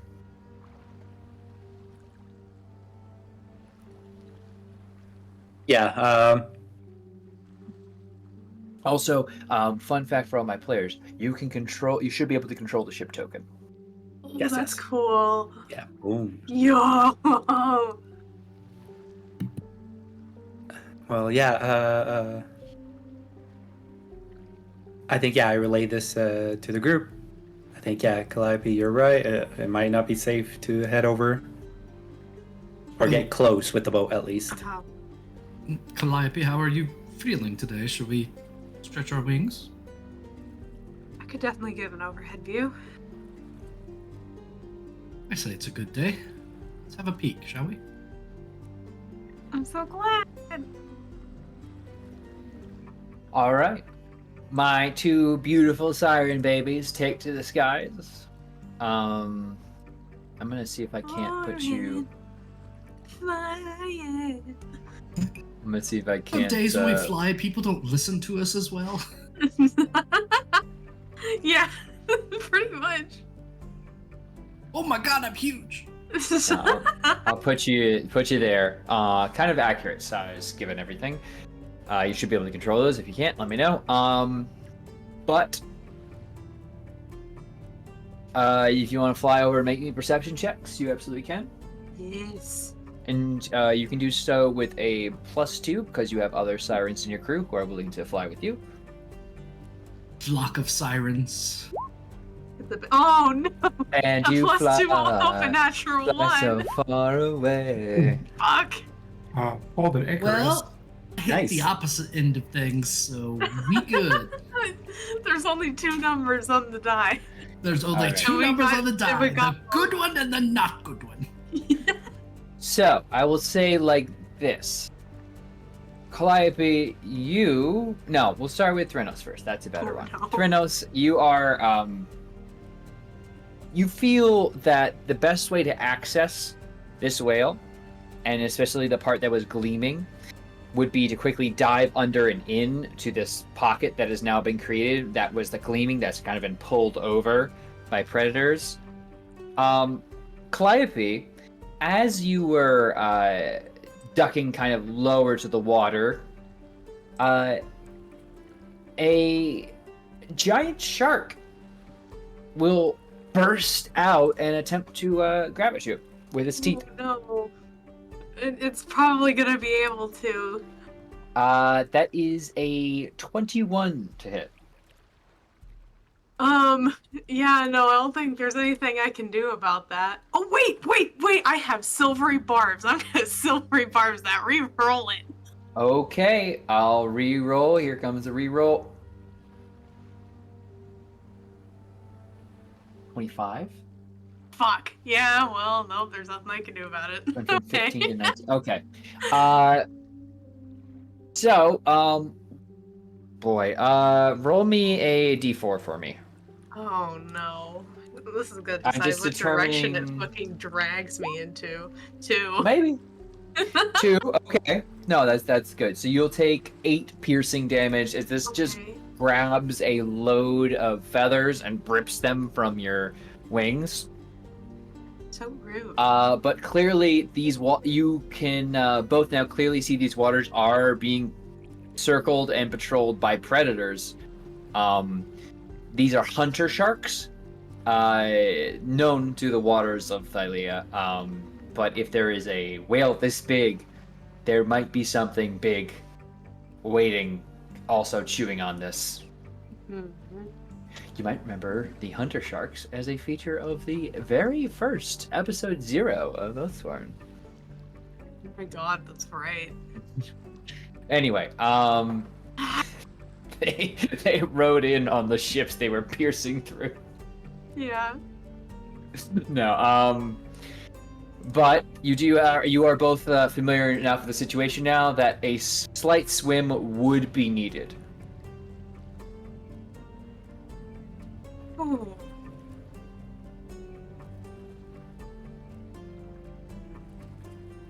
Are you alright back there, Calliope? Well, I might be, I might have to spend a little extra effort to not fly in circles now, but yeah, no, I'm okay. Oh, they're huge. Oh, that's terrifying. Oh, no. Thurnos will yell to all the sirens, higher! Please, please, please fly New higher. group is My definitely going up. Alright, so there are sharks a quarter of the size of our ship. There is a whale 3 times the size of our ship. And there's something shiny down there. I say we have the ship circle around, pick off the large sharks, and have a peek, because I really don't think landing on that whale right now is a good idea. Especially with how it can turn and flip. Unpredictable. Let's go let everyone else know what the situation is, and we'll see what they think. Huh? Uh-huh. Alright, everybody! Back to the boat! Bring back in. You have the top deck of the Ultros has some people with Kira torches. is there with 2 flags. 2 flags waving people in as you soar and land in on that runway. There's like a little rope they put up to catch you all as you come in with a lot of speed. Too low. Alright, so, big What? sharks, whale, something on it. Which, with my natural 20, did I see what it was at least? That's an excellent point, and I would be lying and wrong if I didn't show you this one. There's a big one out there. You were gonna hide a shark? Yeah, what do you mean? You're hiding the fucking it's- bag? It's a I think he's asking for the treasure. I want to know what the light was. The light? No, I was The hiding the shark. shiny. Oh, okay. So Leo is able to see a kind of humanoid form. So it might be a survivor of sorts that's been living inside of a whale, or it could be a corpse with shiny armor. All right, so Yeah. we have a Geppetto situation. Hey, maybe Pinocchio's in there too. Maybe. But frankly, all I'm thinking about is the fact that I Jonah? now have to make all of the sirens on your ship part of the Top Gun series. So Oh my yeah, god. I'll wear sunglasses. His name is Goose for a reason. It's Goose. Oh, I thought it was gonna be cool, like, to give them all, like, expendable names, like, they're all... Goose, Iceman, Maverick. Are you kidding me? Those are all expendable names. Those are expendable names. Oh, that's like the entire plot. I know, but they'll be fine. Fly around, talk to me, Goose. It's a shark. I hope Goose is Pull just up, a goose. Pull up, Goose! Alright, we fill everyone in. There are 3 enormous sharks and 1 oh my god shark. They do be circling. Ah. As if to accentuate the point, the whale will slightly rock as these sharks kind of bump and rip more meat off of it. The moral of the story is, if we want what's on the whale, we need to take care of the sharks. Are we ready for naval combat? Why do we need what's on the whale? We don't need what's on the whale. It also might be a who, not a what. It's entirely possible they're still alive. Or I might be mistaken. It might have been something else. My, second day as a captain. Or we could go through a whole lot of trouble. And it's just... I don't know. A wet rock.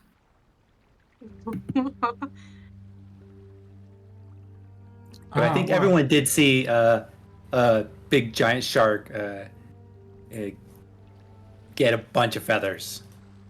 So it jumped up real high. Yes. See, to be fair, the Calliope. sharks attacked Calliope first. I don't have anything to get them from this far, so... I point to the ballista on the deck. 4 ballista, actually. Yes, but if I pointed at 4 ballista at once, it would be really awkward.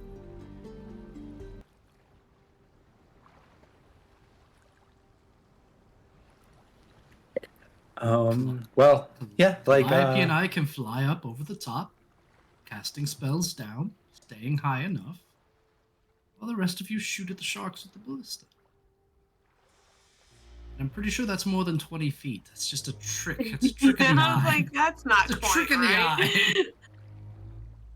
What is it? I wasn't looking at the scale of map until I measured, and I was like, shit, that's not It's right. it's probably gonna be, It's like, what, 50 feet a square?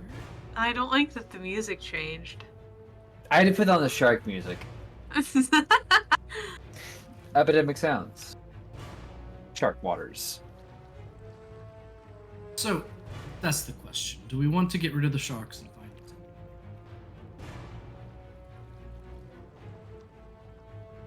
Well, tell you what, maybe we don't have to entirely take them out. We just have to keep them distracted long enough for someone to be able to go and grab whatever it is. You and I together should be able to lift anything. Within reason. We can try, and So- if we do fail that, I can cast Levitate on it. Go. Except levitate would put them in shark biting distance. Not necessarily. We can just cast Levitate, fly it up with us. It just makes it weightless. That's right. Brilliant. See, do you Calliope, think, you are the gang? brains of the group. Well, no, I like that idea. That way we don't have this long skirmish with a bunch of sharks that can swallow us whole. Mhm. We could only And- take massive bites out of our only mode of transportation necessary to save the world. Exactly, and we're very nowhere near land at the moment to repair. With But- that context, I think if you all, I'll wait till someone takes the first shot. I'm gonna get as close as I can to whatever's on that whale to try to identify.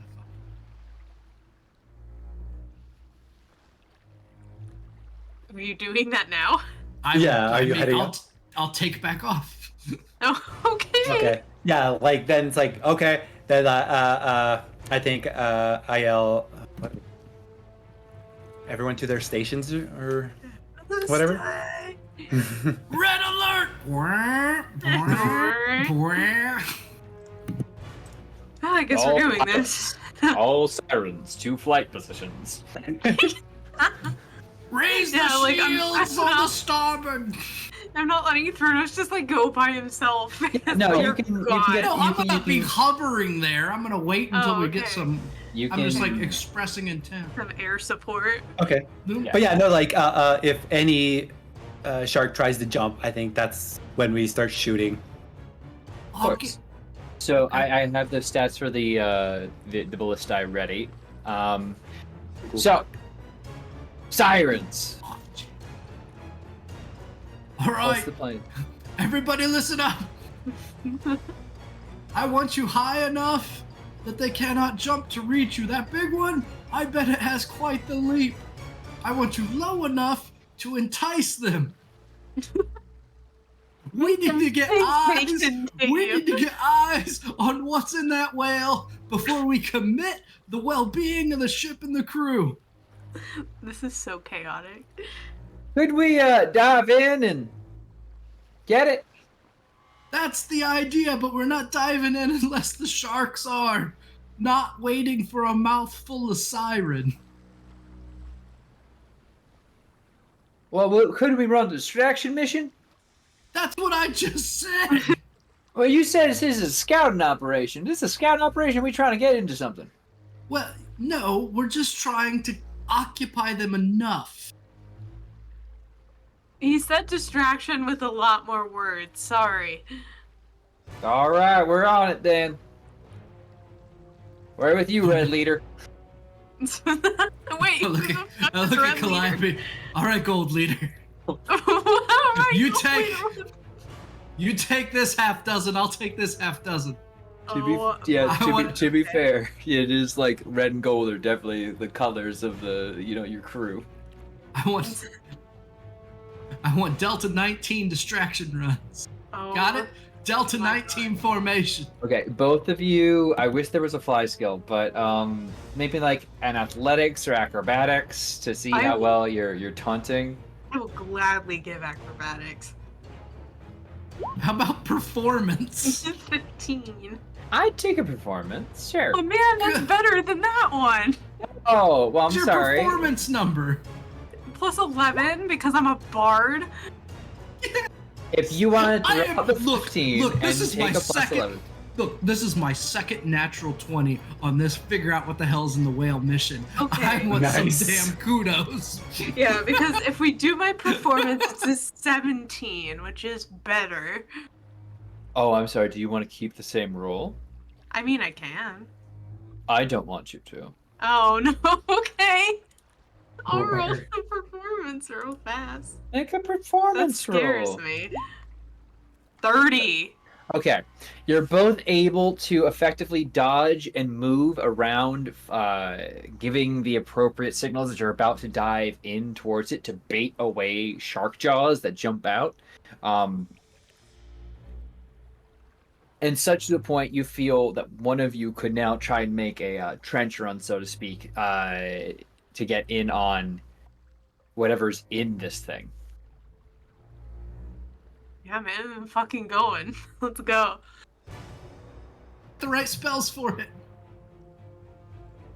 Both of you dive in, hitting water and popping up into the cavity that has been created in this whale. It drips and stenches like all hell's in here. But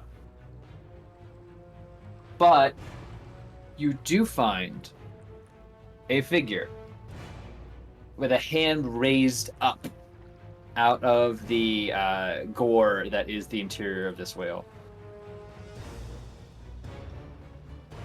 Are they alive?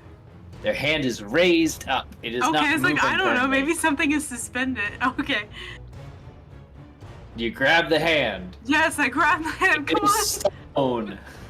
Oh my god. It is a pet.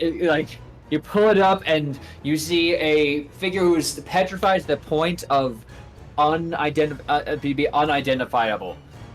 Okay, But Clive probably screams that. uh, Not gonna like. What the heck? on their body, you do see a set of armor that appears to glimmer with the movement of the seas and kind of be composed of scales. Oh.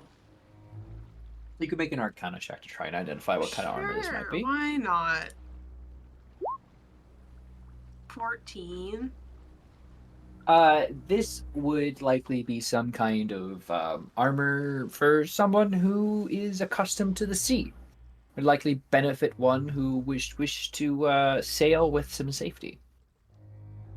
Well, we saw how it turned out for this one, but you know, we'll give it a shot. But yes, Yeah. this person appears to be quite petrified, as you have some experience with. So,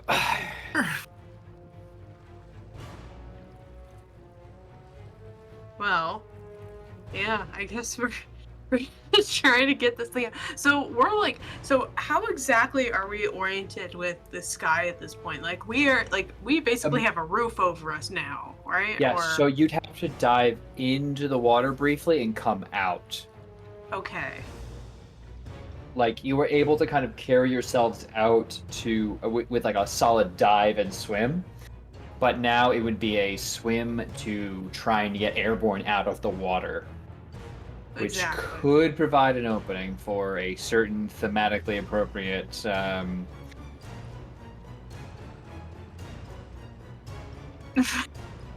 Yeah. Yes, Okay. a centipede. Oh yeah, that's he's very hungry, didn't you know? It's caterpillar. Yeah, I'm wondering if it would be better to cast levitate once we've like made it start sinking and then we go up, or if to cast levitate and like I'm not sure like what the dynamics are between casting levitate and like bringing something into the water, if that makes sense. Makes it weightless, doesn't it? it effectively I Yeah. think would make it weightless. So you Okay. could Okay. yeah. Yeah. Do that then. As long as this thing weighs less than 500 pounds. That I It's do worry yes, about this that. person does Okay. not weigh more than 500 pounds. Okay. All right. I will go ahead and cast levitate on this thing. The statue of a person in glittering armor will like float in the air, and you can definitely begin guiding that down. All right, Grab let's it do and this. go. Yeah. So, as you both dive into the water one more time, I am going to need an athletics or acrobatics check to do a good swim.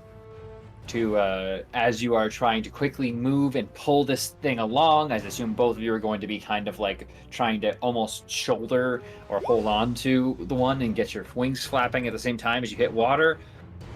I feel I have almost Gonna found die. my. No HP. Oh. It's all fine. Everything's fine. Don't worry about it. Anyway, a giant, huge shark comes barreling out, almost sucking you into the water as you begin to take flight. Thronos, here comes a bite on you. That's 23 to hit.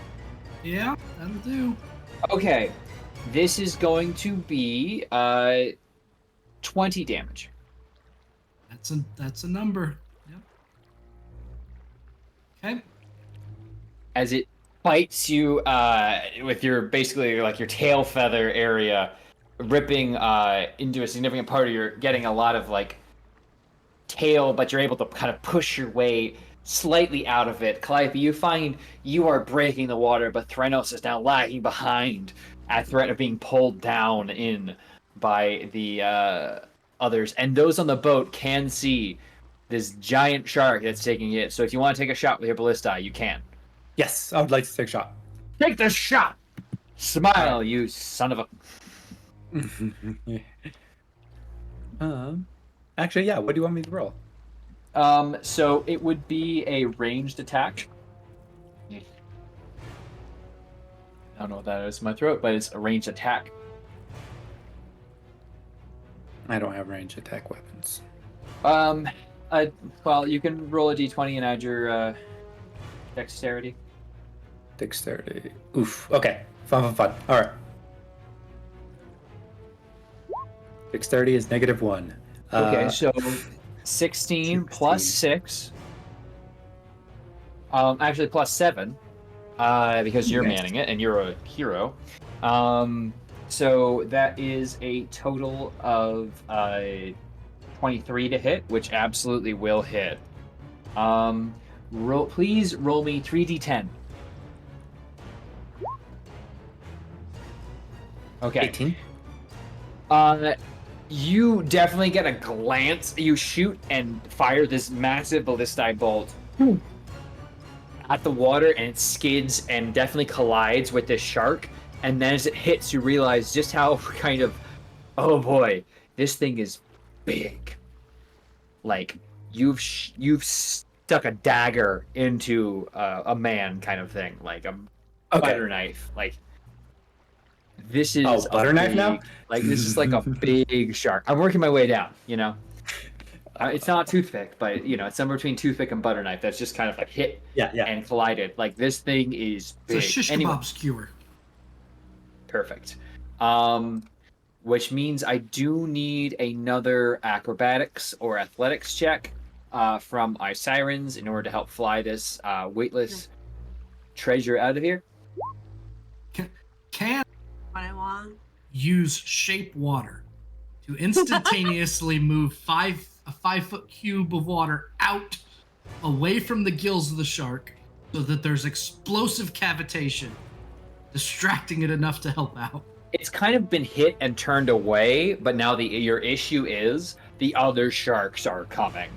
Well, I'll pick any shark and cavitate its gills. I am, yeah, sure. You managed to deter one of the 3 sharks that are coming towards you. I just need something to distract them because this roll, I don't got a lot going for me. I'm not an athletic being. I was not made to be athletic. Okay, let me put it like this. So confident. Would you like to roll again? Was I? Would you like to roll again with the potential to put one of your siren crewmates in danger? Oh. Okay. Then another hunter shark will come up and try and take a nip at you. That's an 11 to hit, though. Which I don't believe will do it. Perfect. As, well, technically, 2 of them will come up because you only distracted 1 with your action. So that's a natural 1 on the other hand, because as one comes up, the other will try to bump into it and send it off course, and they'll begin nipping at each other. Give me another roll for that natural 1. Natural 1 was from a while ago. This was a 2.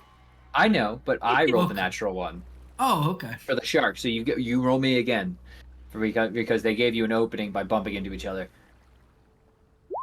I'm working my way up. I am working my way up. I have gone from 3 to 4 to 5. What is the average of this right now? 18 more rolls, and I'll be escaping. 21 plus. God. Oh wait. I gotta do this. I gotta do this in parentheses for Google Math to take notice. 13. I'll say you can begin clearing the water with your combined rolls. I think Leo's yelling, "Paula, Branos, Paula!"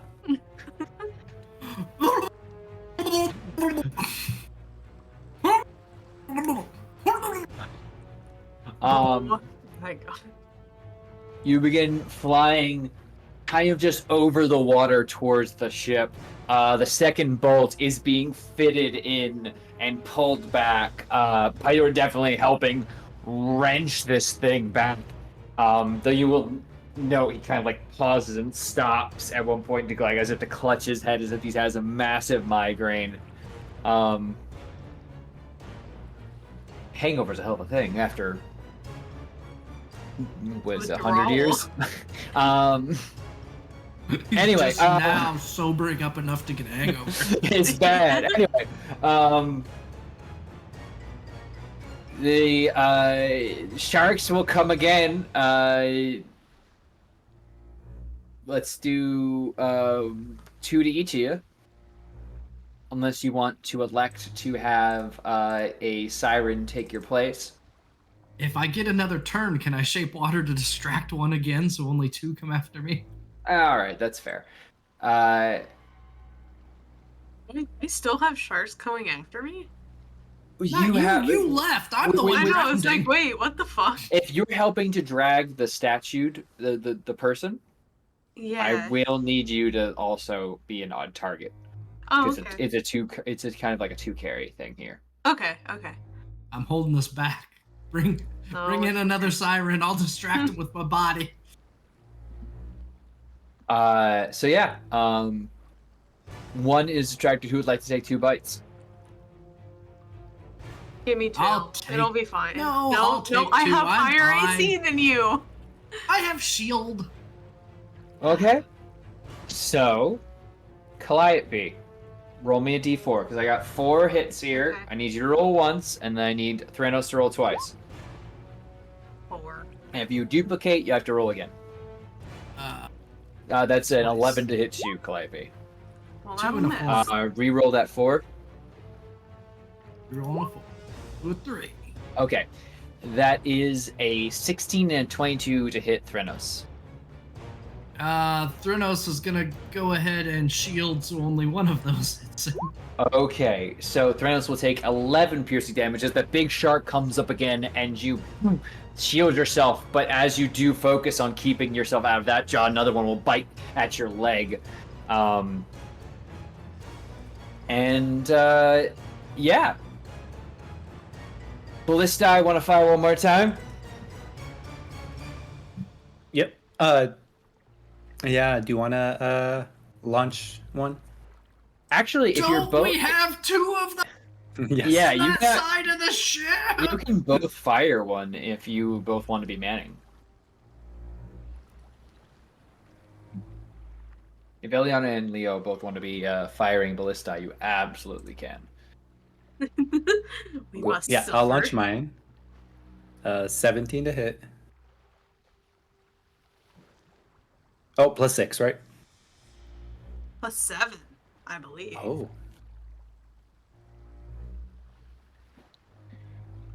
Yes, So plus 7 24. because, yeah.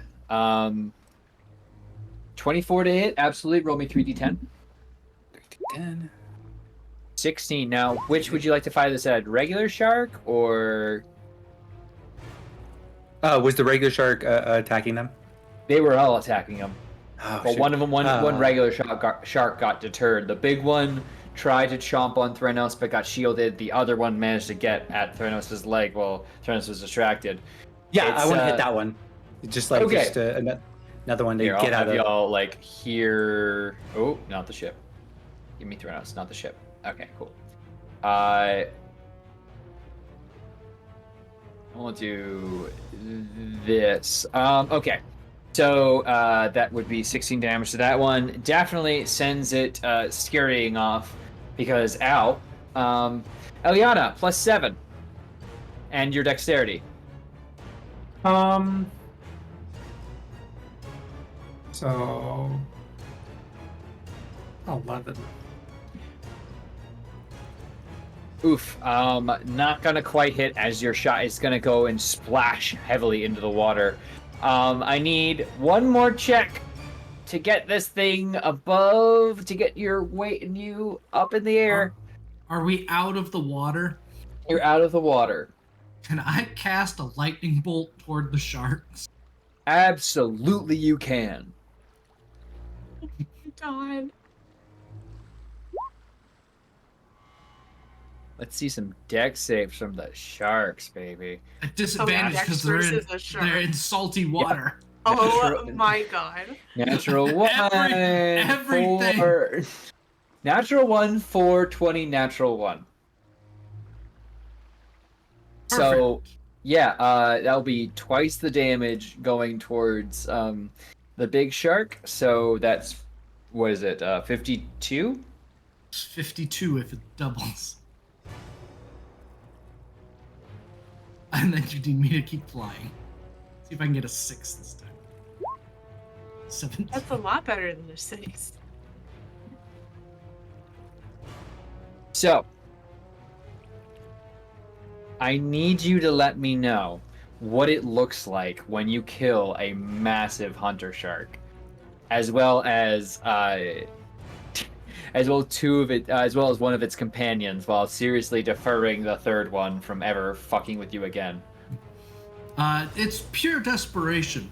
Thranos' wings are flapping, but not in sync. There's definitely some issues going on. Yeah, he at some point gets them together. They tap at the very end, and when the two tips of his wings touch, a massive lightning bolt arcs straight into the water. Flashes and dissipates. A thunderclap to beat all thunderclaps. There is a small dark cloud that forms in the sky and stays. Absolutely. You stench the atmosphere with the scent of burned ozone that overpowers even the sounds and smells of the rotting corpses that you now produce, as the sharks in the water retreat or turn upward, cooked and quite dead. And How are the food stores after one day? I hear shark fin soup is excellent. if you want to take some extra time with your morning today, No, to haul, I am getting out of there. you get down. But if you want to send the ship in, I mean, for all of you, if you want to send the ship to go reel in some shark, it would be fresh and mostly cooked already. Hey, I'm not above it. What screams dominance better than eating the corpses of your enemies? I don't know if I'd call these enemies. They tried to eat me. I am in terrible condition right now. I am below half health. Oh. There are pieces of me missing. I'm reclaiming them one bite at a time from the corpse of this shark. The crowd, the crew would absolutely cheer you on as you land and deposit this statuesque person. I mean statuesque not in the form they have, but rather the fact that they are stoned to shit. I mean, there's like, petrified, and then there's what happened to this person, which is very clear that like Detritus has kind of molded itself onto them and formed extra bad shit. Somebody bring the Lady of Coins. What happens if a statue has water erosion before you unpetrify them? Nothing good. It'd be best if you let your craftsmen see to this one before I unpetrify them. No. This is something no Medusae could do alone. Petrify a person? To this level, poor luck has struck this one. But good luck that the armor is still accessible. I have always wondered, when you petrify someone, why do their clothes change too? She gives you a shrug. She don't know. She's not some arcanist. She's the Lady of Coins. She's all about change. Saw that joke in chat. I know, No. but I really wanted to No. say it again. No. But But Thank you. Anyway, All right, take the armor off them. Send them to the craftsman. Anyone here good with stone? Oh yeah, absolutely. You have members of your crew who are the carpenters to keep the ship running, and absolutely could double as stonemasons. In the event you need to sharpen new ballistae heads, and you're a self-sufficient crew at this point. Right at the beginning. They may be a bit shorter and smaller overall, but make them the closest you can to how they probably looked before their nose smoothed out.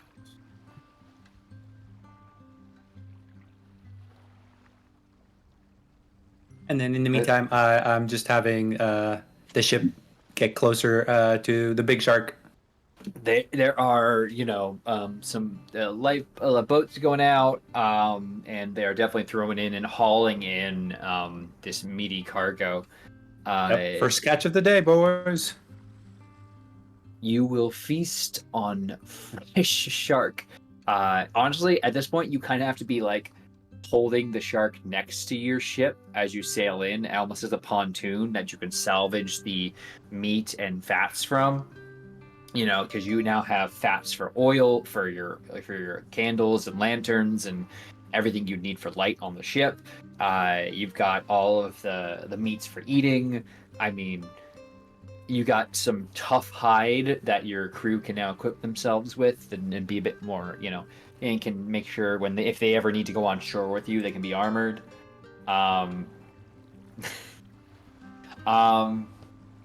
Living off the land here. But you do sail on, as you must always. And if there's anything else anyone wants to do in the meantime. I go below deck to sleep it off. You can take a short rest. Yeah, I would love that. I used all my hit die. Perfect. Because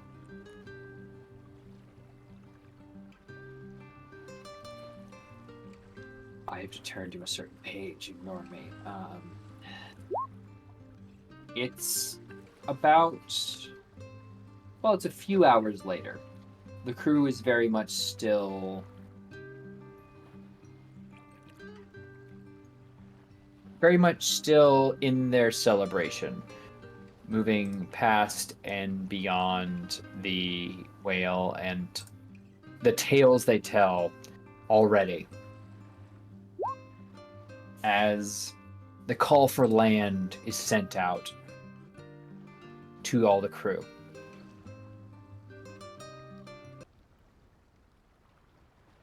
And already... No, wrong one, sorry. The crew is excited. The energy abundant. The destination set and now met as the call of land ho, but in more ancient terms, brought upon you.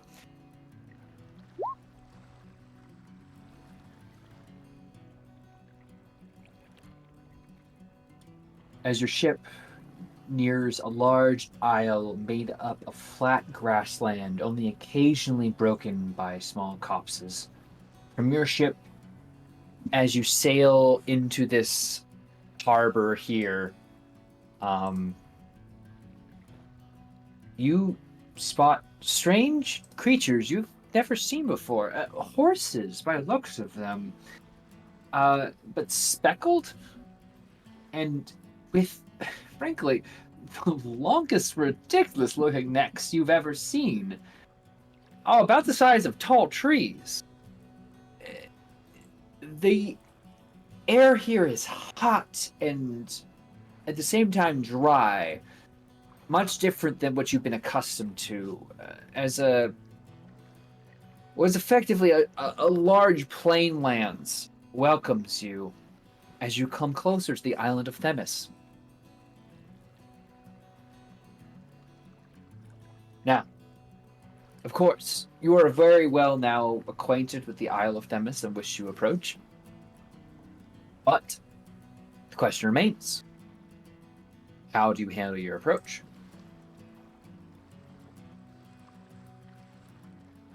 We have a big ass shark tied to our ship. You have a big ass shark tied to your ship, but I you do have think it's lifeboats. just You do have boarding boats, rather. boarding boards. Yeah, Well- no, I think we just try to find like well, I don't know actually. Oh, I know what we do. We're just we kind of just do like a survey and just kind of show off our bounty. And hopefully that intimidates someone. You can only imagine in your head what it must look like from the shore to see a ship with a shark just as big as it trailing along its side. But there's no greeting party initially. It's clear that should you wish to land on the island of Themis, you may have one of two options. Land your entire ship on the ocean, onto the beach, which is an option and fair. You do have the prow for it, and you can access yourself, but it would take effort and put your entire crew on the island. Or take one of the rowboats with your selected group out into it with the knowledge that there's a second rowboat on board in case you need a rescue mission. Put a landing party together. Get the red shirts, Captain. We need a couple red shirts. Well- Let's bring 3 unnamed crew members. Oh my gosh. So the boat, as it stands, if it's 5 of you plus Lady of Coins and Hetria as you intended, it's going to basically be a full boat at that point already. Because the Lady of Coins, again, disguised under the gaze of a simple human woman in sailing gear, immediately places herself on the boat as soon as it's ready for launch.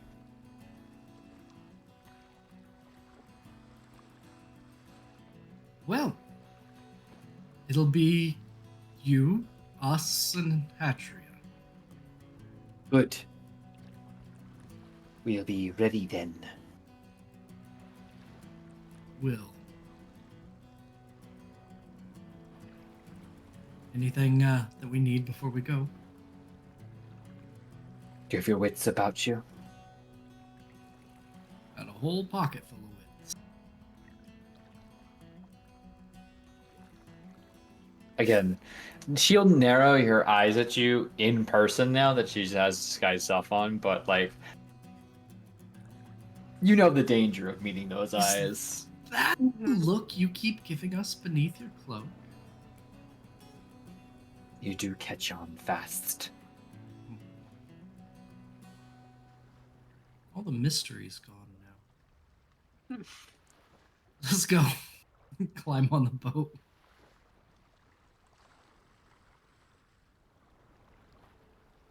All right. The trip to shore is not a difficult one. The animals you see on the coast as you approach are strange and different than anything you'd ever known. The horses don't look like horses here. The long-necked things and prowling beasts that seem to linger at the sides of cliffs and looking over the sea leave you with a strange feeling. But your boat does reach sand easily enough. Rowing is a simple thing for all of you. And you pull up. Your allies are touching sand for the first time since departing. You are the potentially first successful explorers of the Cerulean Gulf since Sidon kind of imposes unofficial, ban on sailing deep into the Cerulean Gulf. So, is there any particular feelings around that?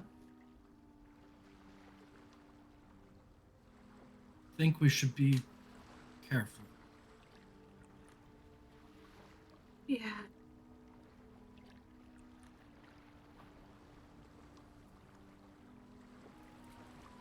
Well, I will say that care is very soon rewarded in the sound of what appears to be crashing, crunching sounds from the nearby foliage.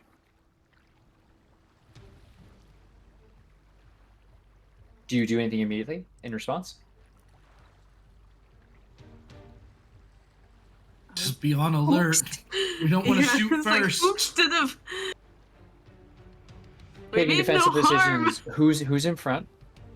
Not me. Oh shoot! Yeah, we can't be in front. All right. I assume the lady folk in front then. Uh-huh. Okay. Must protect the In men that folk. In that case, I'm going to set you up in a certain way and then move you over to a map. I look as weak and defenseless as possible. A small herd of delicate antelope cross your path. Four suddenly stop. One looks back and immediately turns to stone. The reason for its petrification quickly becomes apparent as its four eight-legged reptiles the size of bowls burst into view. The creatures have been fitted with harnesses that have been held by a group of athletic women riding strange beasts not far behind. The mounts are just as strange as the hounds. Large, hairless animals with leathery gray hides and horns protruding from their snouts.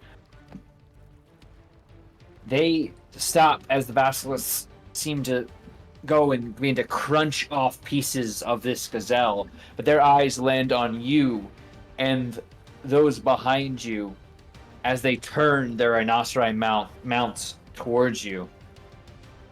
I need everyone to add themselves into the initiative order.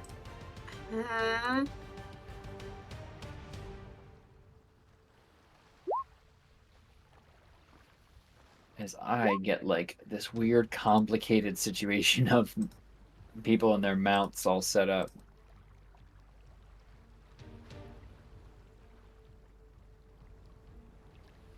Like, did you know there's a stat block for a rhinoceros? No, but that's cool.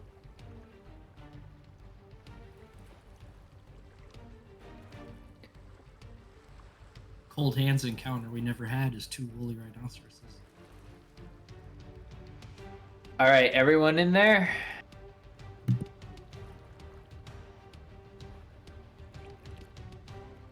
I'm seeing a few left out still. Lacking a... What are we lacking? Trinos, Eliana, Basilisk. Oh, would someone mind manning Defer? I can get up her sheet. Hold on. And also you have the Lady of Coin, as well as Hatria, should you wish to handle that.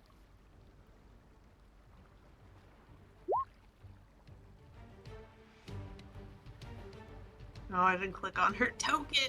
It's fine. It's okay, you should be able It's to... right in. Here, add turn. There you Oh. go. Like, it didn't help that much.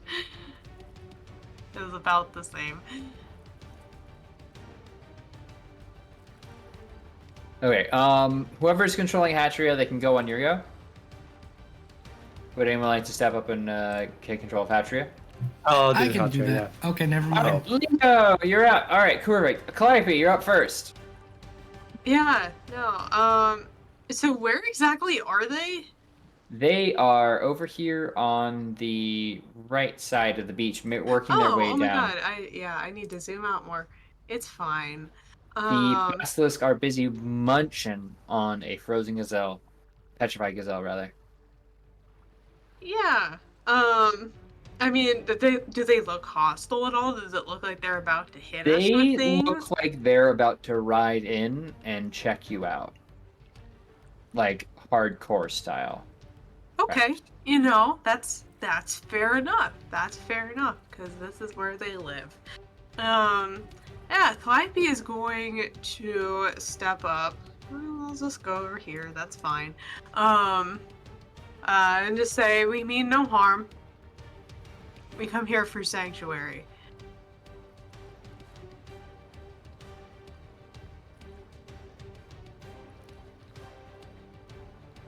Okay.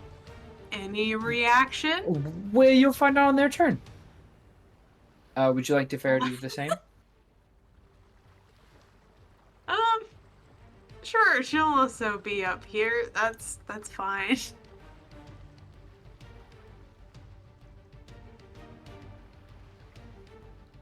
All right, Eliana. Oh, so soon. With an 8, you wouldn't expect it, but here we are. No. Um, We went from 23 to 9.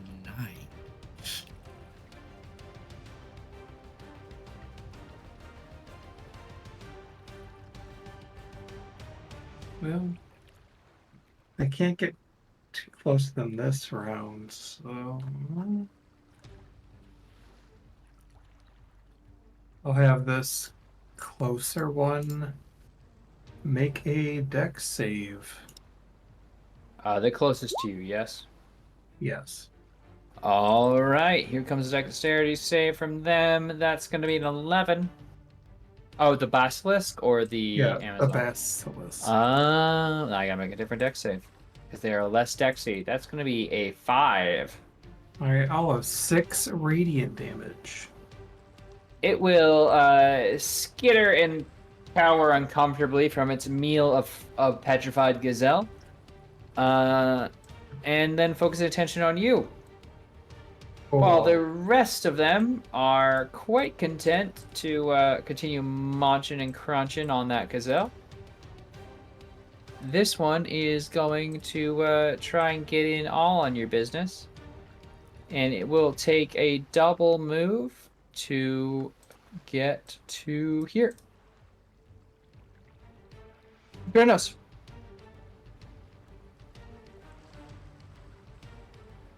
Hey. Why? I am just gonna cower behind. I will cower behind Calliope. And that's it. Okay. Nope, that's not it. I will put Shield of Faith on Eliana. All right, sounds good. The Amazons will begin riding in on the back of their rhinos, which puts them. I gotta measure some distance out real quick.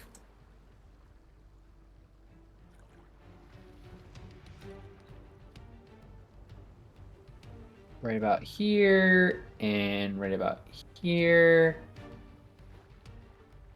And we'll move these two up to here. But also, twisted. As they will call out, spies, trespassers, surrender yourselves! And, they're gonna go ahead and throw a few javelins at Eliana. What the fuck? No. Surrender. 9, 19, 24, and 11 to hit. Anything that's 19 or higher. Okay. Don't forget so, the +2 from me. I did not forget that. Oh. Okay, so that is going to be 5 and 4 piercing damage as you are hit by the first round of javelins. Here comes the second. Nothing over 19. Hey. God damn. As they fall on and around you to break through your guard and pass your shield into the various extremities that were left unguarded. And yeah. Leo, you're up. Awesome.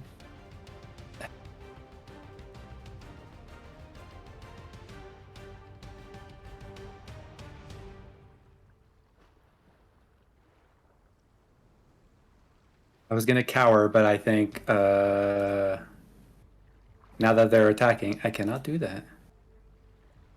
Ugh, but I can't get that far. Well, yeah, you know what? I'm just gonna dash and just get up and help protect the front. And Hatya, I think, will join me. Perfect. I think that's our turn for now.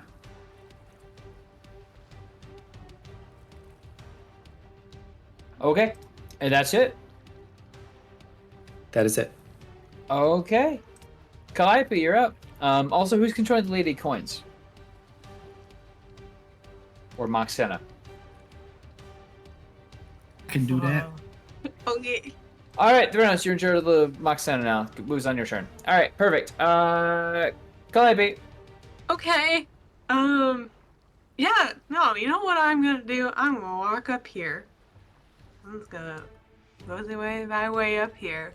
And using my cool new boreal harp instrument, I'm going to cast Conjure Animals. And I am able to cast a second, or a challenge rating 2 animal, which I had to look up. A rhinoceros is challenge rating 2, so I am going to conjure a rhinoceros.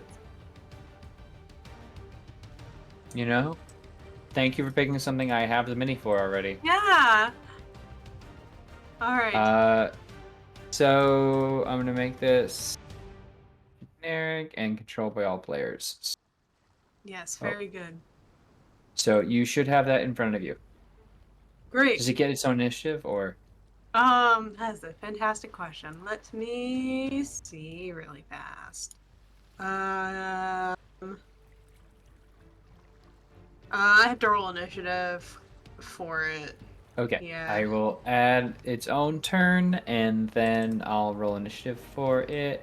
Okay, great. Perfect. All right. So because it's top of the order, it'll be perfect. It'll go next. Okay, Because the great. initiative has never been lower. I know, right? Like, what is happening? All right, so that's my action. Can I ascend the rhinoceros? Absolutely. Okay, great. Me, I'm going to do that. Perfect, thank you. And Calliope is just going to say, "We will drop our arms if you drop yours." make a persuasion check. Okay. I'm allegedly good at this, but nothing stops a natural 1. 17. They will seem to kind of hold themselves and be considering your proposal. Okay. Your rhinoceros, I assume, doesn't move. Yeah, he will just stay Other there. than the fact that the basilisk does seem still quite intent on attacking. Despite what they say, the dog do bite, though.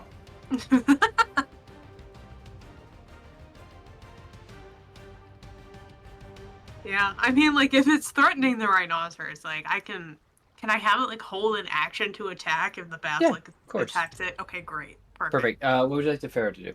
Farrah will kind of, like, make her way on up here, too. Okay.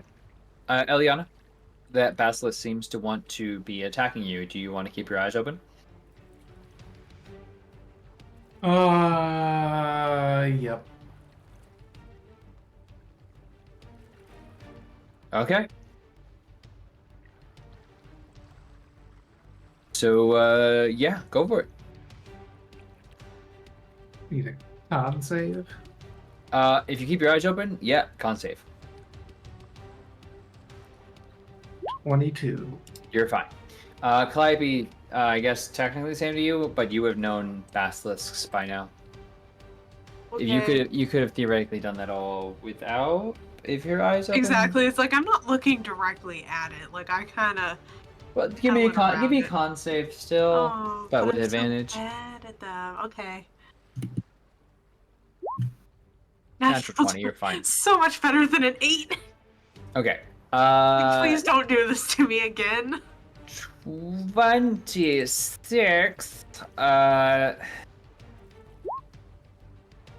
Pretty sure that'll hit, so it's Yeah. 11 damage. 11 more damage dropping into this thing. It will kind of reel up and be quite perturbed at your move. Anything else you'd like to do? No. All right. Basilisk's turn. It will try and take a bite out of you. That is a 9 to hit. No. Won't hit then. Theranos, you're up. Threnos is Yeah. confused as to what he should do. It seems like half the party is in a peaceful resolution, while the other one is handling this really aggressive dog that is a basilisk. Yeah, I the dog have- do bite. No easy way to deal with the dog. Already done that part. I'm not going to be the man that gets in the way. I will hide behind a different woman. That's all I'm doing. I have no other plans. All right. And the lady coins on your turn. It's lady coins. I don't have control of her token, but she just Oh. hangs out. You want the well? Let me actually change that real quick. Because she is an ally, and you should have control. Boop. There you go. There we go. Okay, should have control. Alright. So she walks forward saying something in Amazonian. It's common. Dang it. They don't have a secret language that she would know? No. But you assume at this point the Lady Coins would probably try and not be as well noted as others in your group. Okay. I don't know. She seems like the type that would take a shot at a dog biting. Yeah, absolutely. So I can quickly roll some short bow shots. I got it. Oh, you How three? many So she get? 3. 3? Ooh. Yeah. It's fantastic. 1, 19 will hit. 2, 19 will hit. 3. 12 will not. Okay. So 2 hits, roll damage. And then she also has sneak attack. Once a turn for one of these, yeah. Yep. That's not the roll. Oh, it's fine. Just roll me 46. Uh-huh. Move all these things out of the way. 46. Okay. So and then 12 minus 7 is 19 plus 8 is going to be 27, and then 7, That's gonna- 37, 46. 46. This basically Moxena rolls up, takes 3 quick shots, and with all of the aggression of the ATF, puts this aggressive pet down. Damn. Sorry, what? Sorry, anyone who's watching from Texas. Anyway, the tension in the air is palpable, but there's a pause as the one aggressive basilisk and the others, as they turn and like look at new prey, there is a signal put up that seems to stop them.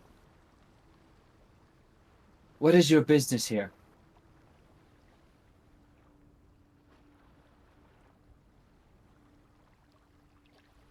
We come to ask for help in a mission. What mission is this that you would desecrate the land of the Amazons with unruly males? Oof. Behave. Yeah, y'all did go up like that, didn't you? As you can see, we're on a voyage, and she'll gesture to the ship with the massive shark. I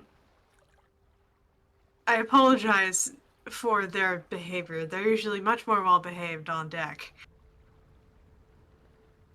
But we are traveling to hopefully save all of Thylea and everywhere else before the Oath of Peace is spent. Then I suppose you would wish to speak to the Queen. That would be very helpful, yes.